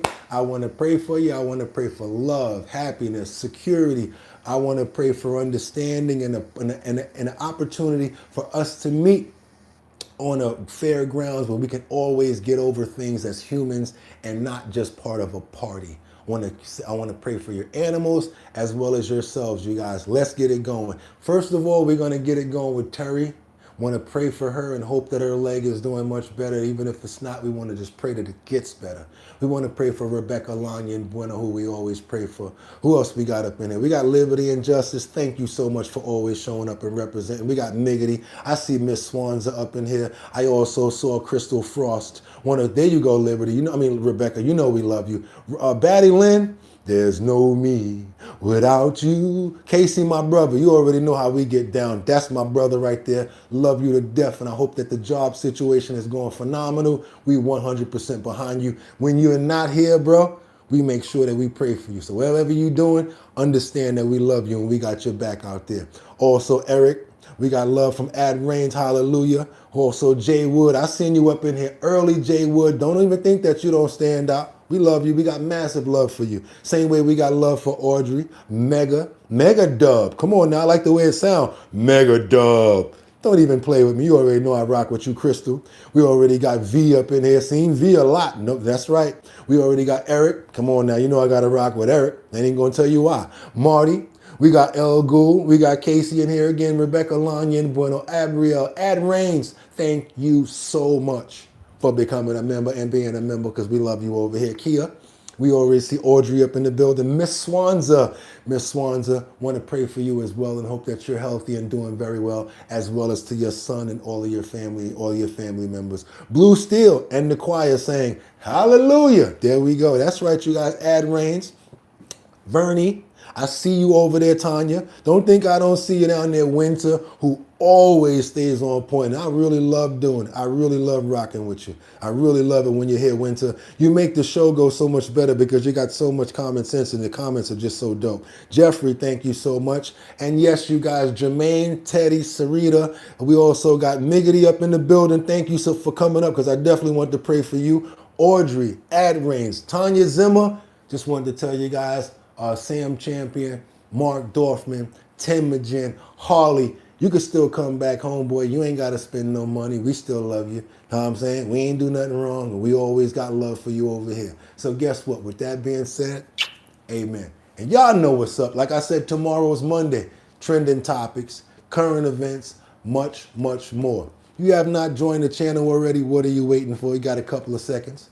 You have not become a member. Come on and get that done. Subscribe. That's free. Okay. And you know what we're going to do right now? We're going to tell you like we always do. Can't wait to see you tomorrow morning, 6 o'clock, right here on Our Bottom Line. Trending topics, current events, much, much more. And with that being said, y'all could have went anywhere.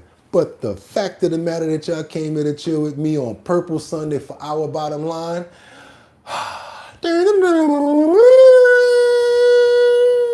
Dig, if you will, the picture.